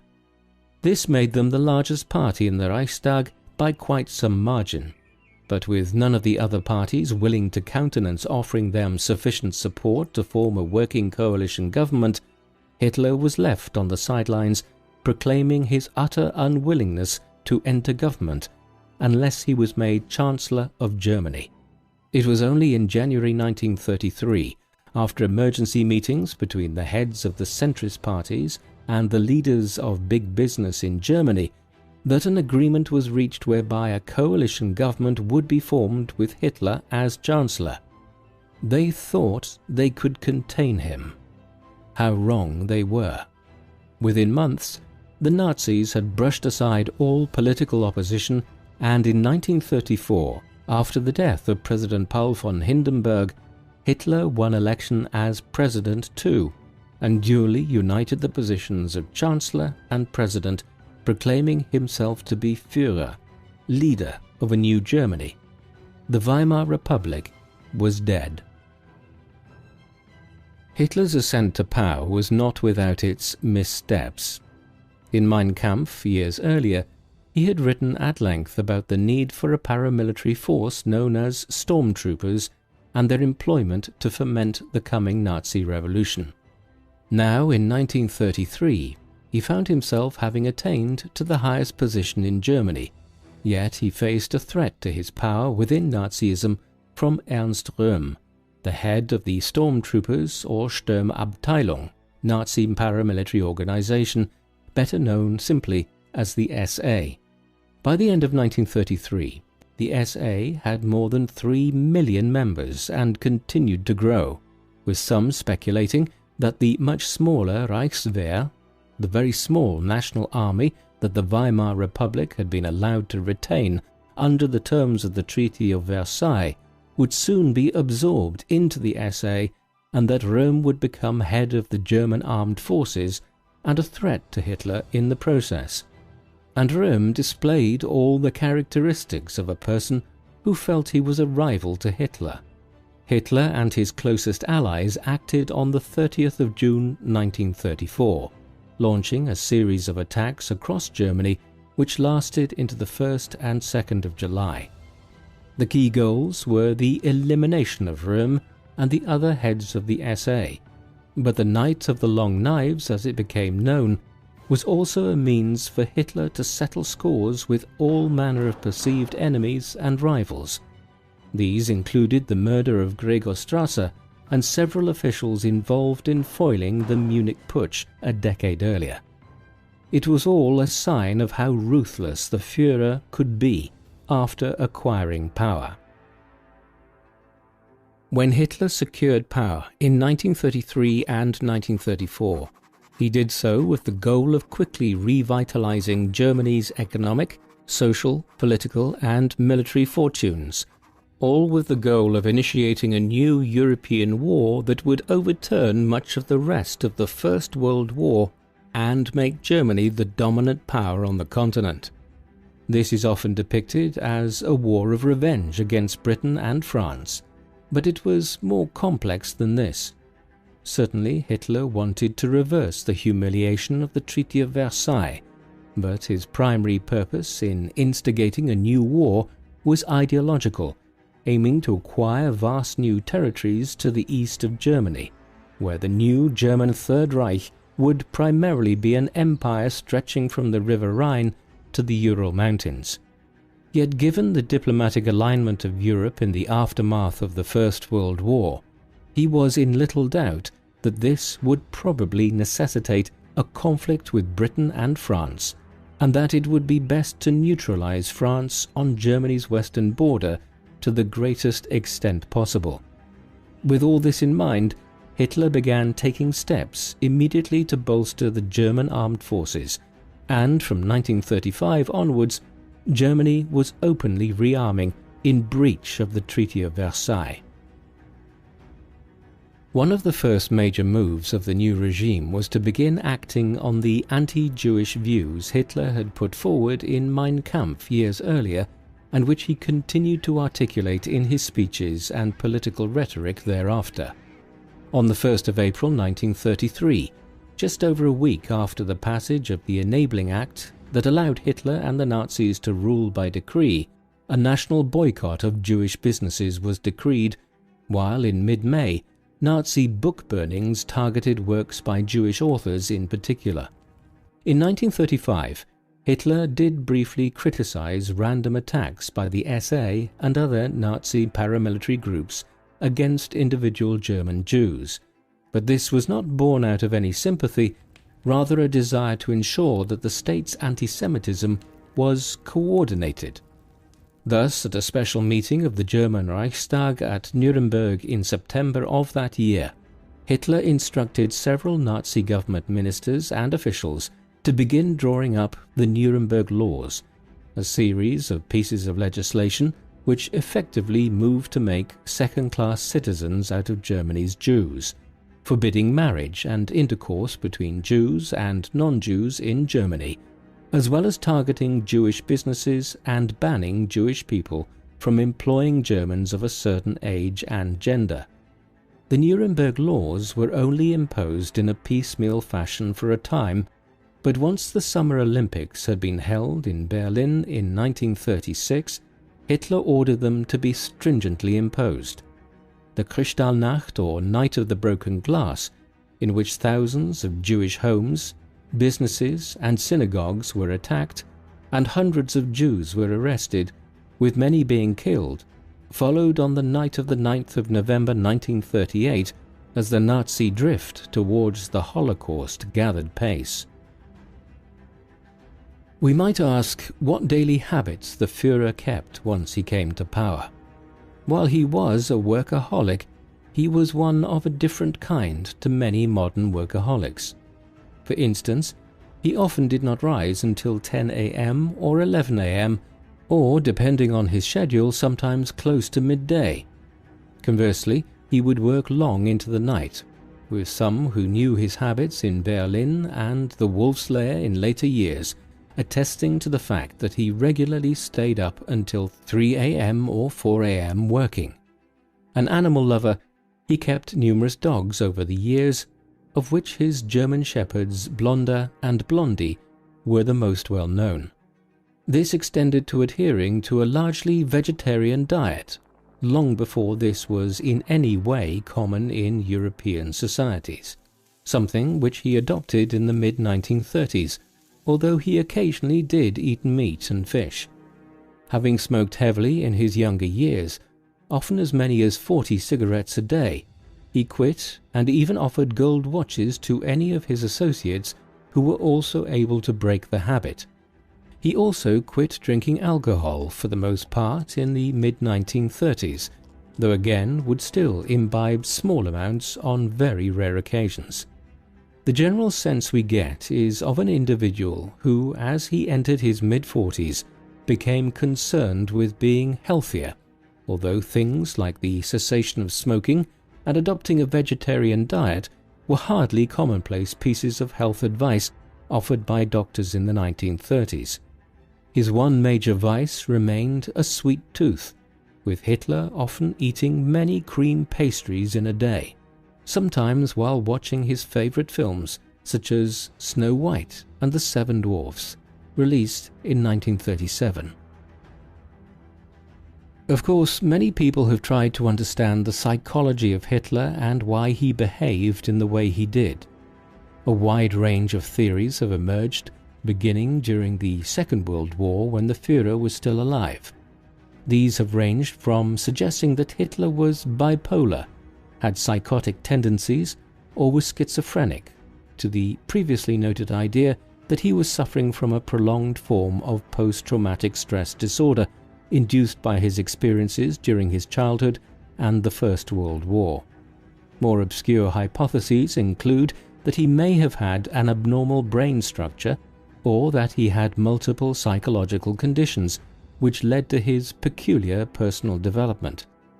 Unfortunately, reaching a firm conclusion on this issue has been hampered by the fact that Hitler's body would be burned, and very few of his remains survived beyond the end of the Second World War, meaning that an autopsy, which might inform how his physical health impacted on his psychological well-being, could not be carried out. In the absence of concrete evidence of any kind, the most plausible explanation is that Hitler exhibited symptoms of histrionic personality disorder, paranoia bordering on schizophrenia, narcissistic personality disorder, and borderline personality disorder, perhaps with PTSD. As we will see, these issues were exacerbated in his later years by an increased intake of multiple narcotics that made his already erratic behavior worse. There have been other theories to explain how Hitler's psychology functioned and how he reached such a position of power within Germany. One of the leading historians of the Third Reich and biographers of Hitler, Ian Kershaw, has argued that Hitler actually had a very limited personality and life. He had very few interests beyond politics and the acquisition of power, and was effectively a void or vacuum as an individual. His personality reflected this. Instead, Kershaw argues, Hitler was able to reach such a position of power because of social and political undercurrents that had been present in German society for decades and which Hitler became the fulcrum for the expression of in the 1930s. Even when he attained power, he took a decidedly hands-off approach to many aspects of government. However, His manipulation of his underlings and his creation of a competitive environment in which ministers and officials all competed against one another to curry favour with the Führer combined to ensure that Hitler's wishes were being executed across Germany and then Europe without the dictator ever having to become personally involved. This, after a phrase by a Prussian civil servant, Werner Willekens, has become known as the working towards the Führer theory, the idea that Nazism functioned in a way in which all individuals sought to achieve the designs of Hitler, sometimes almost unconsciously. Despite his many ailments, Hitler was contradictorily said to have been rather mild-mannered and amiable when in company he liked in the period between his ascent to power in 1933 and the zenith of the Third Reich in 1941. This was also the period in which he formed the most important relationship of his entire life, one which would end in a very brief marriage, though, as with everything with Hitler, it was not without considerable turmoil. In October 1929, right around the time the Wall Street crash was preparing the ground for the Nazis to rise in popularity, Hitler met 17-year-old Eva Braun, who was working at the time in the office of Heinrich Hoffmann, a photographer employed by the Nazi Party. In the years that followed, they continued to cross paths and Braun became intent on winning Hitler's affections, such that in August 1932 she attempted to kill herself in a peculiar effort to demonstrate her fidelity to the Nazi leader. It worked, and thereafter their relationship became more and more serious. A second attempt to kill herself in 1935 led to Braun becoming a permanent fixture of Hitler's household, and from 1936 onwards she might be described as his partner, as he ended other fleeting courtships he had engaged in during the 1930s. However, they would not marry until April 1945, and their relationship remained extremely private, with Hitler instead cultivating an aura of a leader who remained a bachelor, wedded to Germany rather than to any woman. Upon assuming control of Germany in 1933, Hitler's plan had been to gradually strengthen Germany's economic and military position with a view to launching his war of revenge against the European powers in 1941 or 1942, the belief being that Britain, France and others would begin to rearm as well once they saw what Germany was doing. The British and French did do so, and it is something of a myth that prime ministers in London and Paris like Stanley Baldwin, Neville Chamberlain and Léon Blum simply did not respond to the growing threat posed by the Nazis. Still, they did not rearm at anything near the same speed as Germany. Hence, by 1937, Hitler was aware that the start date of the intended war could be moved forward. Matters accelerated thereafter. In the first weeks of 1938, a number of developments at home in Germany presented an opportunity to remove the War Minister Werner von Blomberg and the Commander-in-Chief of the German Heer or Armed Forces, Werner von Fritsch, from their positions and replace them with more biddable generals, ironcladding Hitler's control over the armed forces. Then, in mid-March, the Anschluss, or union with Austria to form a Greater Germany, was completed through diplomatic pressure. By the summer, Hitler's rhetoric about annexing the Sudetenland, a region of northwestern Czechoslovakia where German-speaking people predominated, was escalating. On the 12th of September 1938, Hitler gave a speech at a Nazi Party rally in Nuremberg, during which he denounced the Czech government, employing a line of attack which argued that Czechoslovakia was a multi-ethnic, multilingual state in which Germans, Hungarians and others were being denied their rights, much like minorities had been under the Austro-Hungarian Empire Hitler had been born in. He used this as a pretext for ordering border incursions from Germany in the days that ensued, and even made paranoid claims that France was trying to turn Czechoslovakia into a base of operations from which it could launch bombing raids against Berlin. In response, the British Prime Minister Neville Chamberlain requested a meeting with Hitler, an initiative which culminated in the famous meeting in Munich at the end of September, where, after deliberating with Hitler, the French Prime Minister Édouard Daladier and the Italian fascist dictator Benito Mussolini, Chamberlain emerged claiming that there would be a peaceful resolution of the dispute. Hitler and the Nazis were granted the ethnically German Sudetenland, part of Czechoslovakia, in return for promises that the Führer would make no further territorial claims. Maybe they had little choice. What is often overlooked when historians rush to blame Chamberlain for allegedly capitulating at Munich is that Hitler had already ordered sizable military incursions and artillery bombardments of Czech territory in the second half of September 1938, and had Chamberlain and Daladier not relented, Hitler would almost certainly have seized the Sudetenland by force. He was not bluffing in the autumn of 1938. In retrospect, many people might wonder why the leaders of Britain, France, and other nations placated or appeased Hitler and the Nazis for as long as they did in the 1930s. Firstly, in assessing any historical situation like this, one needs to be wary of reading events backwards, looking at the actions of the Nazis during the Second World War and assuming that statesmen like Chamberlain and Daladier should have predicted what would happen years later. They cannot have expected the horrors of the death camps or the carnage that would ensue during the war, though some, such as the future Prime Minister and British war leader Winston Churchill, saw Hitler for what he was early on. Others simply viewed Hitler and the Nazis as the lesser of two evils. The economic crisis and instability of the Great Depression years had seen parties and movements which inhabited the two extremes of the political spectrum rising in popularity in most European nations.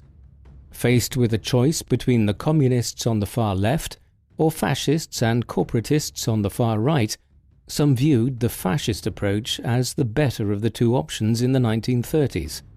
It is for this reason that we find individuals like the former British Prime Minister David Lloyd George and a great many other prominent British people visiting Germany between 1935 and 1938, and forming a positive view of the economic revival that the Nazis had overseen and how it had staved off the rise of the communists in the country. The Munich Conference and Agreement also points towards the often tepid relationship between Hitler and the Italian fascist leader Benito Mussolini. Despite both being ideological fascists, and Mussolini's movement having formed the template for fascist movements and how they might seize power in the 1920s and 1930s, the pair were not such firm allies as their later alliance would suggest. At Munich, Mussolini, who was uneasy about Germany's advance to the Alps and the Italian border, was wary of Hitler and demanded some limited Austrian land concessions to the east of Venice as the cost of his acceptance of the German acquisition of the Sudetenland. It is sometimes overlooked that when Germany went to war with Britain and France a year later, Mussolini's Italy did not become involved immediately, holding its powder dry until the 10th of June 1940, after the British Expeditionary Force had fled back to England and Paris was about to fall. It was only then that Mussolini optimistically fixed his mast to Hitler's, realizing he could expand his own dominions by allying closely with the Germans. Hitler would always consider him a more junior partner, a feeling which became stronger in the course of 1941, 1942 and 1943, when German armed divisions constantly had to come to the rescue of Italian armies in North Africa, the Balkans and Italy. More reticent still was the Spanish dictator General Francisco Franco, who, despite having acquired considerable support from Germany and the Nazis in the 1930s, at the time of the Spanish Civil War, decided to remain outside of the larger European war, despite German negotiations for him to join the growing Axis alliance between 1939 and 1941. Circumstances would soon create a situation wherein Mussolini moved closer to Hitler and the German fascist movement. The Munich Agreement was almost dead on arrival, and no sooner had Hitler overseen the annexation of the Sudetenland than he began preparing for the fuller conquest of Czechoslovakia. In mid-March 1939, exactly a year after the Anschluss, diplomatic pressure was ratcheted up against the government in Prague, and within days German armed divisions began rolling over the border into the country. The conquest of it was completed when the Czech government agreed to annexation on the basis that it would be given considerable autonomy within the growing Third Reich.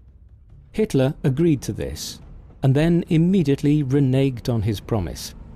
From Prague Castle on the 16th of March 1939, he issued a declaration in which he noted the creation of a new protectorate of Bohemia and Moravia.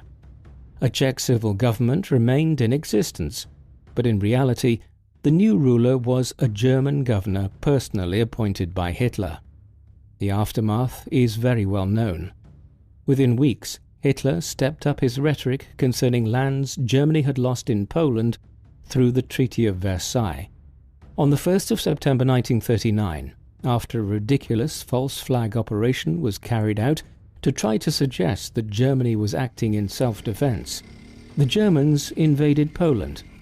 2 days later, the British and French declared war on Germany, commencing the Second World War.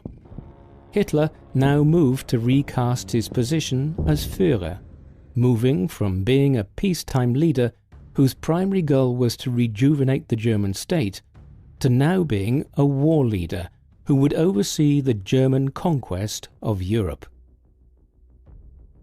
Hitler very nearly lost his life just 10 weeks into the war. There had been many assassination attempts against him already in the 1930s. For instance, back in 1932, in an effort to prevent the popular political leader becoming Chancellor before he reached that office, several local Bavarians had posted poisoned letters to Hitler. A cadre of officers within the Foreign Office in 1935 were planning to murder their boss, believing he would bring disaster upon Germany if left in charge. The closest of these early plots came on the night of the 8th of November 1939. Georg Elser, a German carpenter with left-leaning politics, had come to believe that Hitler would bring destruction upon the nation. Thus, he planted a bomb under the podium where Hitler was scheduled to give a speech that evening to mark the 16th anniversary of the attempted Munich Putsch back in 1923. Elser's bomb detonated and worked as planned, killing 8 Nazi officials and injuring dozens more. Unfortunately, though, Hitler had left earlier than expected that evening in order to head back to Berlin for discussions on the war effort. Had he remained 15 minutes longer, he would have been killed by Elser's bomb. There would be at least another dozen assassination attempts in the years that followed. While Elser had failed to assassinate Hitler in November 1939, the Nazis were otherwise hard at work preparing to visit death on much of the continent. After the outbreak of the Second World War, Poland had been quickly overrun and conquered in a 6-week campaign in September and early October. Then, even as Elser was planning to murder the Führer, a brief period of peace was descending as the British and French rearmed furiously and the Germans planned their next steps. In the end, it was not until the late spring of 1940 that fresh campaigns were undertaken. But when they were launched, they were done so with great speed. In 2 coordinated actions beginning on the 9th of April 1940, Hitler oversaw the invasion of 2 neutral countries, Denmark and Norway.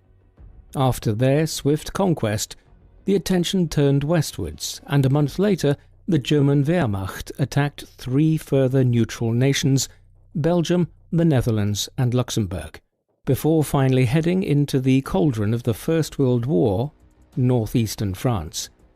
There would be no slow, lethargic campaign like the trench warfare Hitler had seen here a quarter of a century earlier. The German army won a devastating victory over the French in little more than 6 weeks, entering Paris on the 14th of June 1940. The Battle of Britain followed soon after, with the Germans intending to pummel the British into submission by cutting off their supplies at sea and bombing their cities into oblivion from the air. Throughout this period there were concerted negotiations between a peace party in England and the German government to organise a negotiated peace between Britain and the Nazi regime. However, once Winston Churchill became Prime Minister of Britain, a figure who had been warning of the dangers of Hitler and the Nazis for many years, there was a much more limited possibility of a rapprochement between Britain and Germany. And yet, Hitler continued to believe that there might be. It was here that we see how his ideological views could severely skew his judgment when it came to strategic matters. In the course of the autumn, winter and spring of 1940 and 1941, the German blitz and blockade of Britain inflicted grave damage on the only major country standing against the Nazis at that point. Had he continued to pursue the campaign against the British, Hitler might have managed to damage public confidence in the war effort to such an extent in Britain that Churchill was in turn forced out, paving the way for a recommencement of concerted peace negotiations. Instead, he decided before long to abandon the Battle of Britain and turn his attentions and Germany's resources eastwards to invade the Soviet Union, the ideological enemy of Nazism, but a state which Germany was at peace with until they invaded the USSR in June 1941. Hitler's ideological stringency simply convinced him that as fellow Aryans, and what he perceived as a civilized race like the German people, the British would eventually see sense and ally with Germany against Bolshevism. It was the first of several major strategic errors he made based on his ideological tunnel vision, which contributed to German defeat in the Second World War. Hitler's growing plan for the invasion of the Soviet Union from late 1930s onwards was predicated on the mistaken assumption that as soon as a large show of German force was displayed, and the blitzkrieg warfare that had been employed with such devastating results in the Low Countries and France was brought to bear, a swift victory would also ensue in Russia. He was closely involved in the organization and planning of Operation Barbarossa, the code name for the operation derived from the name of the famous high medieval German emperor who had done much to extend Christianity and German power into the pagan east of Europe. Hitler made a major mistake in all of this. Firstly, he failed to take sufficient stock of the extent of land involved in trying to capture Leningrad, Moscow, Stalingrad, and numerous other cities east as far as Arkhangelsk and Astrakhan. Secondly, he didn't account for the fact that the Red Army could suffer catastrophic losses of hundreds of thousands of men at a time in July, August, September and October 1941, which it did, and still be able to put forward sustained resistance outside Moscow and Leningrad when the worst of the winter struck. Hitler, it seems, had also failed to fully learn from Napoleon's invasion of Russia in 1812, when the Tsar had simply ordered the abandonment of Moscow and the devastation of the countryside to deprive the French of vital resources. Hitler was critical to the planning and execution of Operation Barbarossa, and was one of the main driving forces behind the decision to abandon the Battle of Britain and attack the Soviet Union, though it should be noted that most of the generals of the Wehrmacht were in agreement with the plan. Some expressed reservations about elements of the strategy that Hitler wanted to employ, but nearly all were agreed that victory would follow. Many of the leading German commanders in 1941, it must be remembered, were veterans of the First World War who had experienced Germany's massive victories over the Russian Empire at that time. As such, it is something of a myth that Hitler pursued Operation Barbarossa in the face of opposition from many senior German commanders. This would be a war of unbridled violence, with Field Marshal Wilhelm Keitel issuing the Barbarossa Decree to the German High Command on the 13th of May 1941, 6 weeks before the invasion began, on Hitler's orders, an injunction which effectively called for a war of extermination and would later be shown as clear evidence at the Nuremberg trials of the manner in which the German war had been criminal in basic intents. The invasion commenced on the 22nd of June 1941, with 3 million German military personnel invading the Soviet Union. For nearly 4 months, the Germans would meet with unparalleled success, inflicting millions of casualties on the Soviets in terms of men killed, wounded and captured, and seizing control of vast amounts of territory and cities like Minsk and Kiev in the autumn of 1941. However, the blitzkrieg here was unlike what had been seen in France and the Low Countries a year earlier. Eventually, in the course of September and October, Hitler's forces began to run out of energy and met with stiffer resistance. Ultimately, they would stop short of seizing Moscow and Leningrad that winter, and the war on the Eastern Front would turn into a war of attrition. There is something of a myth concerning the German invasion of 1941. By late October and November, the Germans had advanced as far as the outskirts of Leningrad and Moscow. It was here that the German war effort ran into what would ultimately become a fatal issue.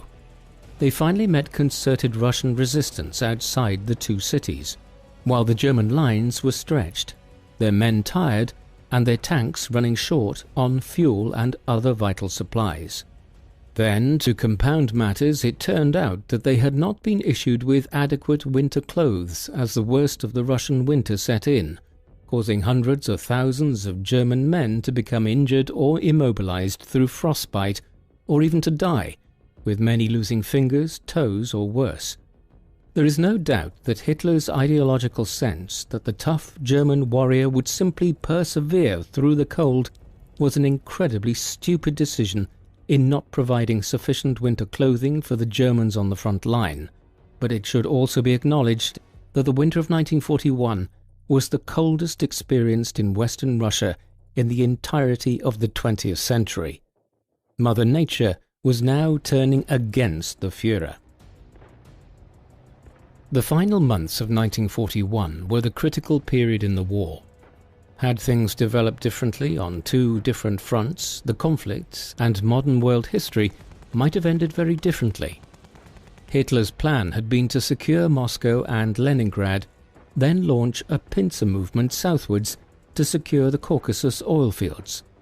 Simultaneously, the German Afrika Korps under Erwin Rommel was making good headway in pushing the British and their Commonwealth allies eastwards from the western desert towards the River Nile.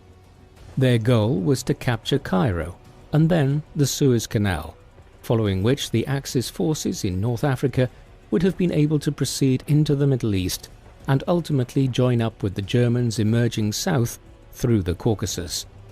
Other powers like Turkey in the region would then have fallen into line with Hitler's plans, leaving the Führer victorious in the war. Robbed of its own oil supplies from the Middle East and largely cut off from the British Raj and its Commonwealth allies like Australia and New Zealand, Britain would have had little option but to come to terms with the Nazis, and the war could have ended in a Nazi victory. This is the counterfactual of how Hitler could have emerged victorious. It all hinged on those few crucial months in late 1941, but, as we will see, things played out very differently to what the Nazi dictator had planned. For 3 years after the invasion of the Soviet Union, and down to when it all started to turn very severely against Germany, Hitler made his base at the Wolfschanze or Wolf's Lair, a major military bunker and headquarters which he ordered the construction of near the village of Görlitz, now Gierwash in northeastern Poland, near the Kaliningrad Oblast today. Here he was close enough to the front lines to be able to receive news of developments on the fronts near Moscow and other cities quickly, and commanders at places like Leningrad and Stalingrad could be flown in to meet directly with the Führer. Located in the Masurian woods in East Prussia, the stronghold was an enormous bunker and fortress, with walls that were 2 meters thick and made from reinforced concrete. The building was also heavily camouflaged to avoid it being bombed from the skies. The Wolf's Lair was divided up into different security zones, with Hitler and his closest aides operating in Zone 1, several cabinet members sharing offices in Zone 2, and so on and so forth. The surroundings here were not salubrious and had none of the pomp and splendour one would usually associate with the rulers of such a vast empire as the Third Reich.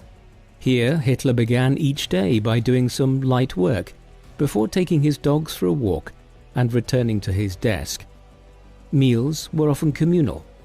Over time, as the war effort soured, the atmosphere here became more tense, certainly not celebratory in the manner which prevailed a year earlier, as the Third Reich expanded even further east. It was during his first months at the Wolf's Lair that the Nazis adopted what came to be known as the final solution towards the Jewish population of the expanding Third Reich.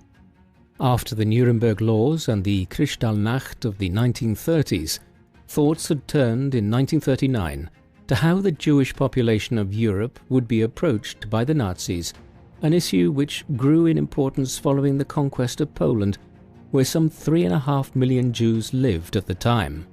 Numerous strategies were developed in the months that followed. Firstly, the Jews of Poland were corralled into ghettos in cities like Warsaw and Krakow, where they were stripped of their rights and made to subsist on starvation rations.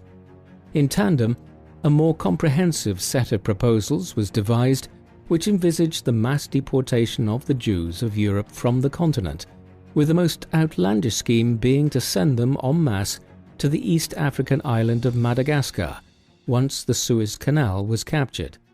However, eventually, as German successes in the war mounted and the fear of any future recriminations for their actions dissipated, the Nazi higher-ups decided that the genocide of Europe's Jewish people would be initiated. Thus, as Operation Barbarossa began, the Einsatzgruppen death squads travelled in the rear of the Wehrmacht, murdering hundreds of thousands of Jews in places like Ukraine and Belarus in the second half of 1941. Soon, specially designed trucks into which poisonous gas was filtered to mass murder people were being used on the Eastern Front.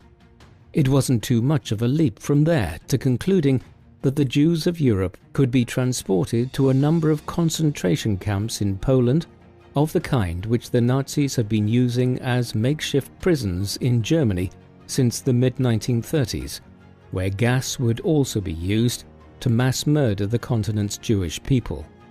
Thus did the final solution develop between 1939 and 1941. The Holocaust began after a conference at the suburb of Wannsee outside Berlin on the 20th of January 1942, held to alert senior Nazi officials to the new strategy. The role of Hitler in the development and implementation of the final solution has been debated for decades. A form of Holocaust denial has emerged, which claims that Hitler was not actually involved in the decision and that it was effectively orchestrated by the SS paramilitary group and the leaders of it like Heinrich Himmler and Reinhard Heydrich, the latter of whom oversaw the Wannsee Conference. This is a spurious argument. While it was indeed the SS who oversaw the concentration camp system and hence the management of the 6 death camps, Auschwitz-Birkenau, Treblinka, Sobibor, Chełmno, Majdanek and Belzec, this does not constitute evidence of any kind for the SS going rogue and acting without the authorization of the Führer. Indeed, we find Hitler in December 1941 authorizing the final solution during a meeting with Himmler. Thereafter, he left Himmler and the SS to carry it out in collaboration with the Gestapo and other entities in much the same way that he delegated things like the governance of countries like the Netherlands and Norway to imperial governors, or would eventually place ministers like Joseph Goebbels and Albert Speer in charge of running the war economy in Germany itself. Instead, Hitler focused his attentions on the war effort and, in particular, the campaign against the Soviet Union. The fact that he never visited the death camps means little. The decision to murder approximately 6 million of Europe's Jews, along with numerous other minority groups such as the Roma and Sinti, ultimately lay with Hitler. The decision by the Nazis to initiate the final solution and to engage in ever more extreme programs of racial mass murder was indicative of their growing confidence in 1940 and 1941 that they would soon dominate all of Europe and would never be held to account for their actions. But even by the time a cadre of senior Nazi bureaucrats were meeting at Wannsee on the 20th of January 1942 to discuss the practical application of the final solution across the Third Reich, the situation had changed on the Eastern Front in a manner which would ultimately spell disaster for the Nazi cause. Here the Germans had failed to gain a complete victory over a foe in a matter of 6 or 7 weeks. That would have been entirely expected in a nation the size of the Soviet Union. But when the Germans failed to take Leningrad and Moscow before the winter set in, and then Russian resistance was galvanized into late 1941 and early 1942, Hitler and his generals would have been aware that this was a major setback. It was compounded by the entry into the war of the United States, with its great industrial power and wealth, on the side of Britain and the Soviet Union in December 1941, after it was attacked by Germany's ally, the Empire of Japan. 1942 would see bitter fighting on fronts in Eastern Europe, North Africa, and the Pacific. But it was really in early 1943 that the tide turned as the Germans and Italians were defeated in North Africa and the Soviets started pushing the Germans back towards Berlin in Eastern Europe, that the changed nature of the war became evident to all but the most delusional figures. An interesting report was produced on Hitler's psychology around the time of this decisive shift in the war. Entitled "The Mind of Adolf Hitler," it was drawn up in 1943 by Walter C. Lange, an American psychoanalyst who was tasked with assessing Hitler's psychological state based on the available evidence and producing a report for the Office of Strategic Services in the US. Basically, the government wanted to know how Hitler might act as the war went on. Lange's report would have been disheartening for those who read it, though it was strikingly prescient in its predictions. He first traced what was known about Hitler's personality, based on a wide range of different evidence, including accounts by people who had known him. From these, Lange concluded that Hitler was a complex mix of a neurotic psychopath with schizophrenic tendencies. As the war continued to turn against Germany, Lange predicted Hitler's emotions and actions would become even more volatile. He correctly surmised that the Führer, who had once so reveled in speeches before large audiences, would become more reclusive. As criticism of the regime mounted, new assassination attempts would be made, possibly involving senior elements within the army, but Hitler would staunchly refuse to countenance any surrender or negotiated peace. He would, Lange predicted, probably try to kill himself before he ever had to face justice for his actions. It is a fairly remarkable document, as virtually everything Lange predicted eventually did come to pass in the course of 1944 and 1945. As the war turned against the Germans in the course of late 1941 and into 1942, the Nazis moved towards what is generally termed total war. Eventually, Hitler would appoint the Nazi propaganda minister and one of his most trusted acolytes, Joseph Goebbels, as Reich Plenipotentiary for total war. On the 18th of February 1943, at the Sportpalast in Berlin, Goebbels gave a famous speech in which he asked the audience, quote, "Are you and the German people determined, if the leader orders it, to work 10, 12, and if necessary 14 and 16 hours a day, and to give your utmost for victory?" The inference here was that the German people would enter into a total war economy to try to emerge victorious in the conflict under the eyes of Hitler as the Führer. The Nazi leader would consequently oversee the development of a total war effort through 1942, 1943 and 1944, one in which the German people were required to make some sacrifices, but where in reality the people who really suffered were millions of Polish, Czech and other ethnic workers that were brought in as slave labourers to keep the German war economy running. Meanwhile, at the heart of this was a dictator who was beginning to behave in an increasingly erratic manner, much as Lange had predicted in The Mind of Adolf Hitler. Hitler's decisions were less consistent from 1942 onwards. His temper grew, and he tended to dismiss generals, commanders and officials for small perceived infringements of his orders or their inability to live up to his unrealistic expectations. By 1944, Hitler was a very different figure to the one who had ruled Germany for much of the decade between 1933 down to 1942, when the war effort had clearly started to go wrong. Perhaps the most glaring element of this erratic behavior concerned Hitler's relationship with the senior-most German generals and commanders. As soon as military setbacks began mounting from late 1941 onwards, he began retaliating against his leading commanders, blaming them for German military reverses.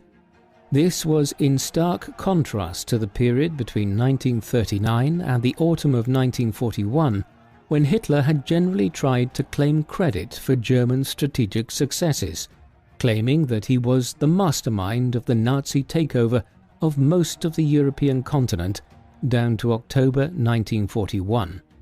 It was only when the German advance on Moscow and Leningrad faltered, and it became clear that the knockout blow would not be struck before the winter set in, that Hitler suddenly started asserting that the generals of the Wehrmacht were the ones making the decisions after all. Like a supreme narcissist, Hitler took credit for it when things went right on the battlefield, and then blamed others when they went badly. A striking example was that of the German tank general Heinz Guderian, who was successively promoted by Hitler between 1939 and 1941 after playing a critical role in the Polish campaign, and then the Blitzkrieg assault on the Low Countries and France. Having been involved in the stalled drive towards Moscow, Hitler dismissed him from his command during the winter.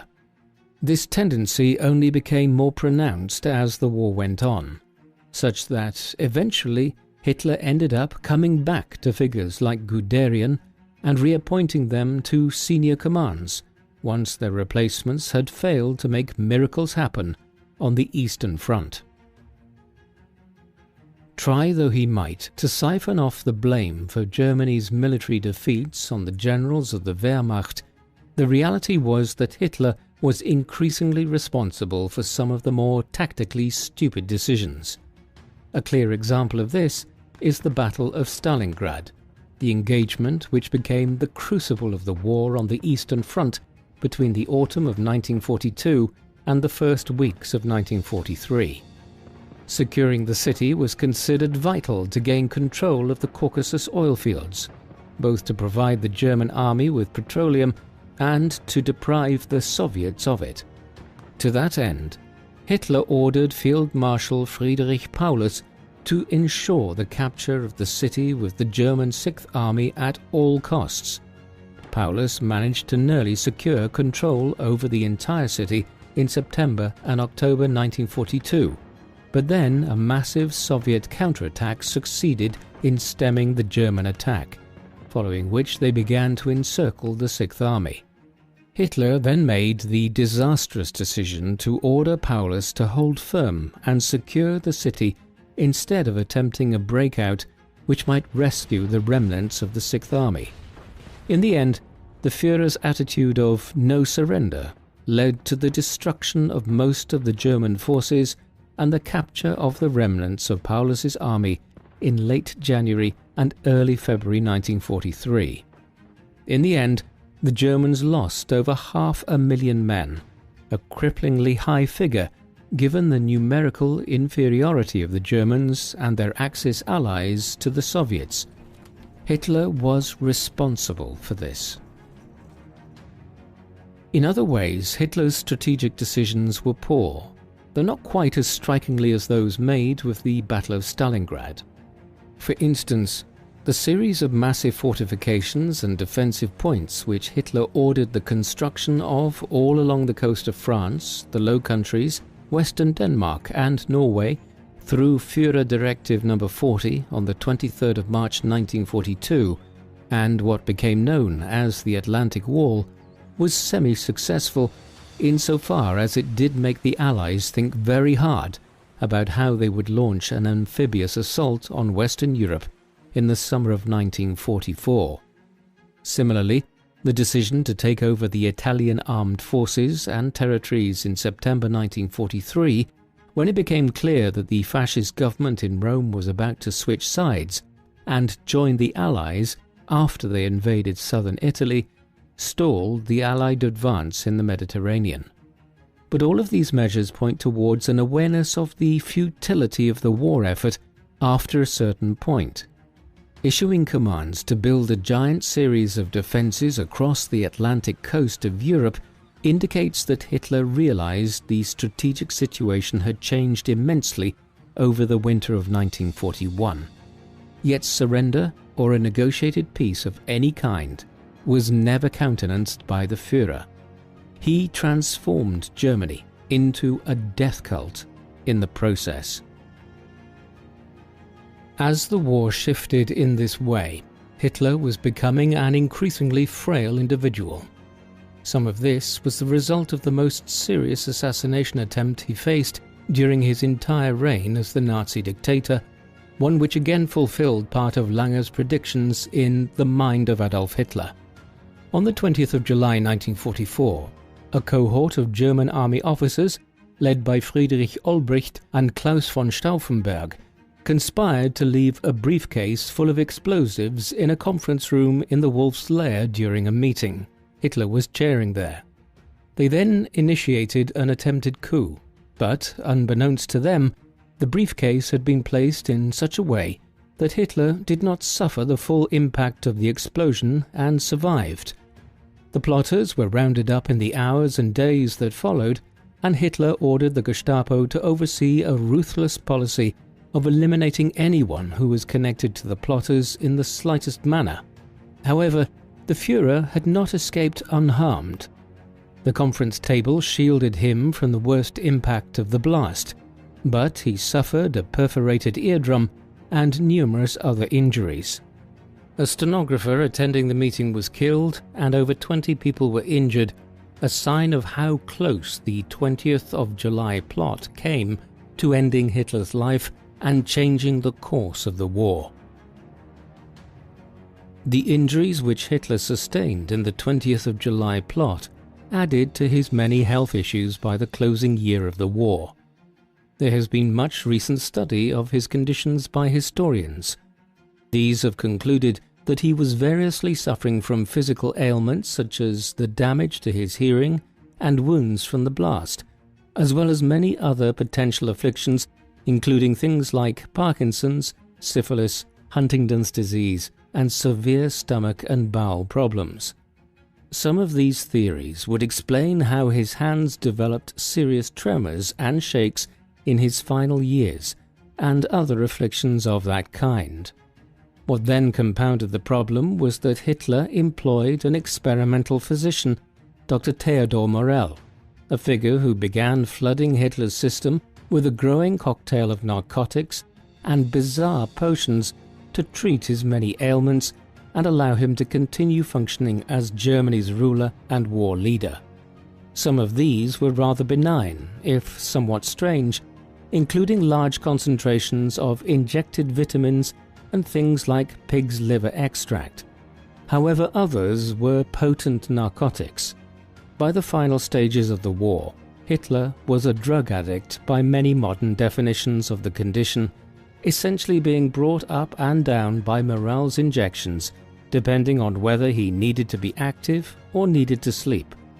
He cut a frail and ill figure in the Wolf's Lair and the Berlin bunker in 1944 and 1945, one very different from the energetic Führer of the 1930s. By the late autumn of 1944, the Allies were advancing in Europe on all fronts. The Western Allies had opened Western fronts in France and were massing in eastern France and the Low Countries for a winter offensive towards the Rhineland, while the Soviets were liberating western Ukraine, Poland, and parts of the Balkans and the Baltic States region. Accordingly, the decision now needed to be made to abandon the Wolf's Lair and retreat back to Berlin for the final defense of Germany. This occurred on Monday the 20th of November 1944, by which time the Soviet advanced divisions were just 15 kilometers away. Thereafter, Hitler would make his new base of operations out of the Reich Chancellery in central Berlin, eventually withdrawing to the bunker there when the city came under threat. This was the final act of the war. By the first weeks of 1945, the US, British and other Western Allies began advancing into the Rhineland, while the Soviets entered eastern Germany and began the encirclement of Berlin. From the capital of the thousand-year Reich that Hitler had proclaimed the creation of just a few years earlier, the Führer now began overseeing the final months of its existence just 12 years after he came to power. By the spring of 1945, a huge proportion of German men of a suitable fighting age, in their 20s, 30s and 40s, had been killed, wounded or otherwise incapacitated by the war. Hitler consequently ordered the conscription of men in their 50s and 60s, along with teenage boys, to defend the capital in the futile last stand. He also sent out directives for commanders and officials to initiate a policy of scorched earth, whereby anything that the advancing Allied armies might use, be it food, livestock, petroleum, or other resources, was to be destroyed rather than allowing it to fall into the hands of the enemy. Even some of the most ardent Nazi officials chose not to implement this policy. Meanwhile, other ministers, such as Himmler, began to secretly explore the possibility of a last-minute surrender to the Western Allies instead of the Soviets. As all of this occurred, Hitler met with many of his ministers and commanders through February, March and April 1945, often dismissing them from their positions over perceived failures, blaming everyone other than himself for the destruction now being wrought on Germany.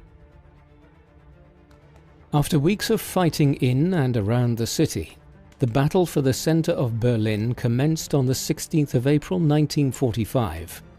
4 days later, Hitler made his last appearance above ground in order to fasten some badges to the jackets of teenage soldiers who he was ordering to be sent out to fight the Soviets.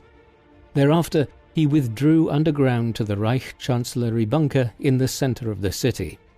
On the same day that he withdrew into the bunker for the final time, Hitler angrily dismissed Dr. Theodor Morell from attending him as his physician. He continued to take some of the medications that Morell had prescribed over the years, but some were simply no longer available, and so it is actually more than plausible that in his final days, Hitler was experiencing some withdrawal symptoms as the flow of opiates and other narcotics into his system declined. It was a strange end to the Third Reich. As Hitler, Eva Braun, the Goebbels family, and other close adherents conversed in the bunker, fighting raged in the city around them, while upstairs from the bunker many Nazi officials and commanders engaged in drunken revelry, aware that prison or death awaited them now. On the 29th of April 1945, Hitler completed his last will, or what he called Mein politisches Testament, my political testament. It was an utterly brief document when one considers how verbose and extensive a work like Mein Kampf had been 20 years earlier. It made some brief allocations of his personal effects, with the Führer requesting that his artworks should be sent to be displayed in Linz in Austria, where he had spent much of his earliest years, while other things which he had acquired over the years were to be given to the Nazi Party and the German people, with his secretary, Martin Bormann, who almost certainly died just 4 days later, being charged with distributing his possessions. Then there were provisions made for the succession and a cabinet reshuffle in line with who had fallen out of or gained Hitler's favour in the last weeks of the conflict. The long-standing heir designate as leader of the Third Reich, Hermann Göring, was declared to be a traitor and expelled from the party along with Himmler. Goebbels was appointed as Hitler's successor instead in the office of Chancellor, while Karl Dönitz, the head of the German Navy, was chosen to be the next President of Germany. Thus the position of Führer would cease upon Hitler's death, and the powers of Chancellor and President would be devolved to two individuals once again, as it had been prior to 1934. The will was significant insofar as Dönitz would become the head of the government which came into being in the town of Flensburg on the German-Danish border just days later, and which would surrender to the Allies. Once the last will and testament was completed, Hitler began preparing to take his own life along with Eva Braun, whom he had married not long after midnight on the 29th of April. He also learned that day that his Italian ally Benito Mussolini had been killed in northern Italy. Although Hitler had been provided with cyanide pills in order to end his life, in the end he shot himself in the temple in the afternoon of the 30th of April. He was 56 years of age at the time. Eva Braun ended her own life using the cyanide pills. Thereafter, attendants took their bodies upstairs to the Reich Chancellery garden and doused them in fuel before setting them on fire, even as the Soviet Red Army shelled the city centre of Berlin. Very little remains were ever recovered from the Chancellery garden, and there were conflicting accounts of what fate their dental remains had experienced thereafter, leading to conspiracy theories that Hitler had not died at all and had gone into hiding after the war. In reality, what small elements of their remains there were left were kept in East Germany for a quarter of a century, before possibly being removed to Moscow. A death certificate was only finally issued in 1956, when the government of West Germany decided to do so. A day after Hitler's death, Joseph Goebbels and his wife also took their own lives in the bunker after murdering their children. A week later, the German government at Flensburg surrendered to the Allies. The Second World War was over in Europe. It had resulted in over 40 million deaths across the continent. Adolf Hitler was, in the most unfortunate way possible, one of the most important figures in modern world history. He was a most peculiar man. He came from a dysfunctional family background in Austria and grew up to have a wide range of psychological issues, ones which were exacerbated by his experiences in Vienna prior to the First World War, on the Western Front during it, and in Bavaria after it. In Munich in the early 1920s, his peculiar characteristics became a boon to him in rising to the top of the nascent Nazi Party, a collection of malcontents and misfits living in southern Germany at the time. His rise to supreme power in Germany in the early 1930s was the result of a global financial crisis and a Faustian bargain between the German middle classes and this perverse ideologue. Long before the Second World War broke out, Hitler's worst excesses were already on display or being hinted at in terms of the state persecution of Jewish people and other groups. Then, from 1939 onwards, devastation was unleashed across Europe. The worst of it began in the summer of 1941, when the Soviet Union was invaded and Eastern Europe became the crucible of the war, leading to the deaths of tens of millions of people through warfare, bombing, mass executions and famine. What was worse, the Holocaust of 6 million of Europe's Jews was carried out, along with the genocide of other groups such as the Roma and Sinti, while the deranged Ostplan would have seen the Nazis intentionally mass murdering tens of millions of Slavic people across Eastern Europe to create Lebensraum for German settlers if it had been implemented. For much of these years, Hitler's supreme focus was on the war effort, and his view of himself as a German warlord and leader saw him delegate the Third Reich's programs of mass murder to the SS. Ultimately, despite the enormous successes the Germans won on the field of battle between September 1939 down to around October 1941, when he failed to defeat the Soviet Union in the winter of 1941 and the United States entered the war at the same time, the game was up for Hitler and his many cronies. What do you think of Adolf Hitler? Does he deserve his place as history's most reviled dictator, or do Stalin and Mao supersede him? Please let us know in the comment section. And in the meantime, thank you very much for watching.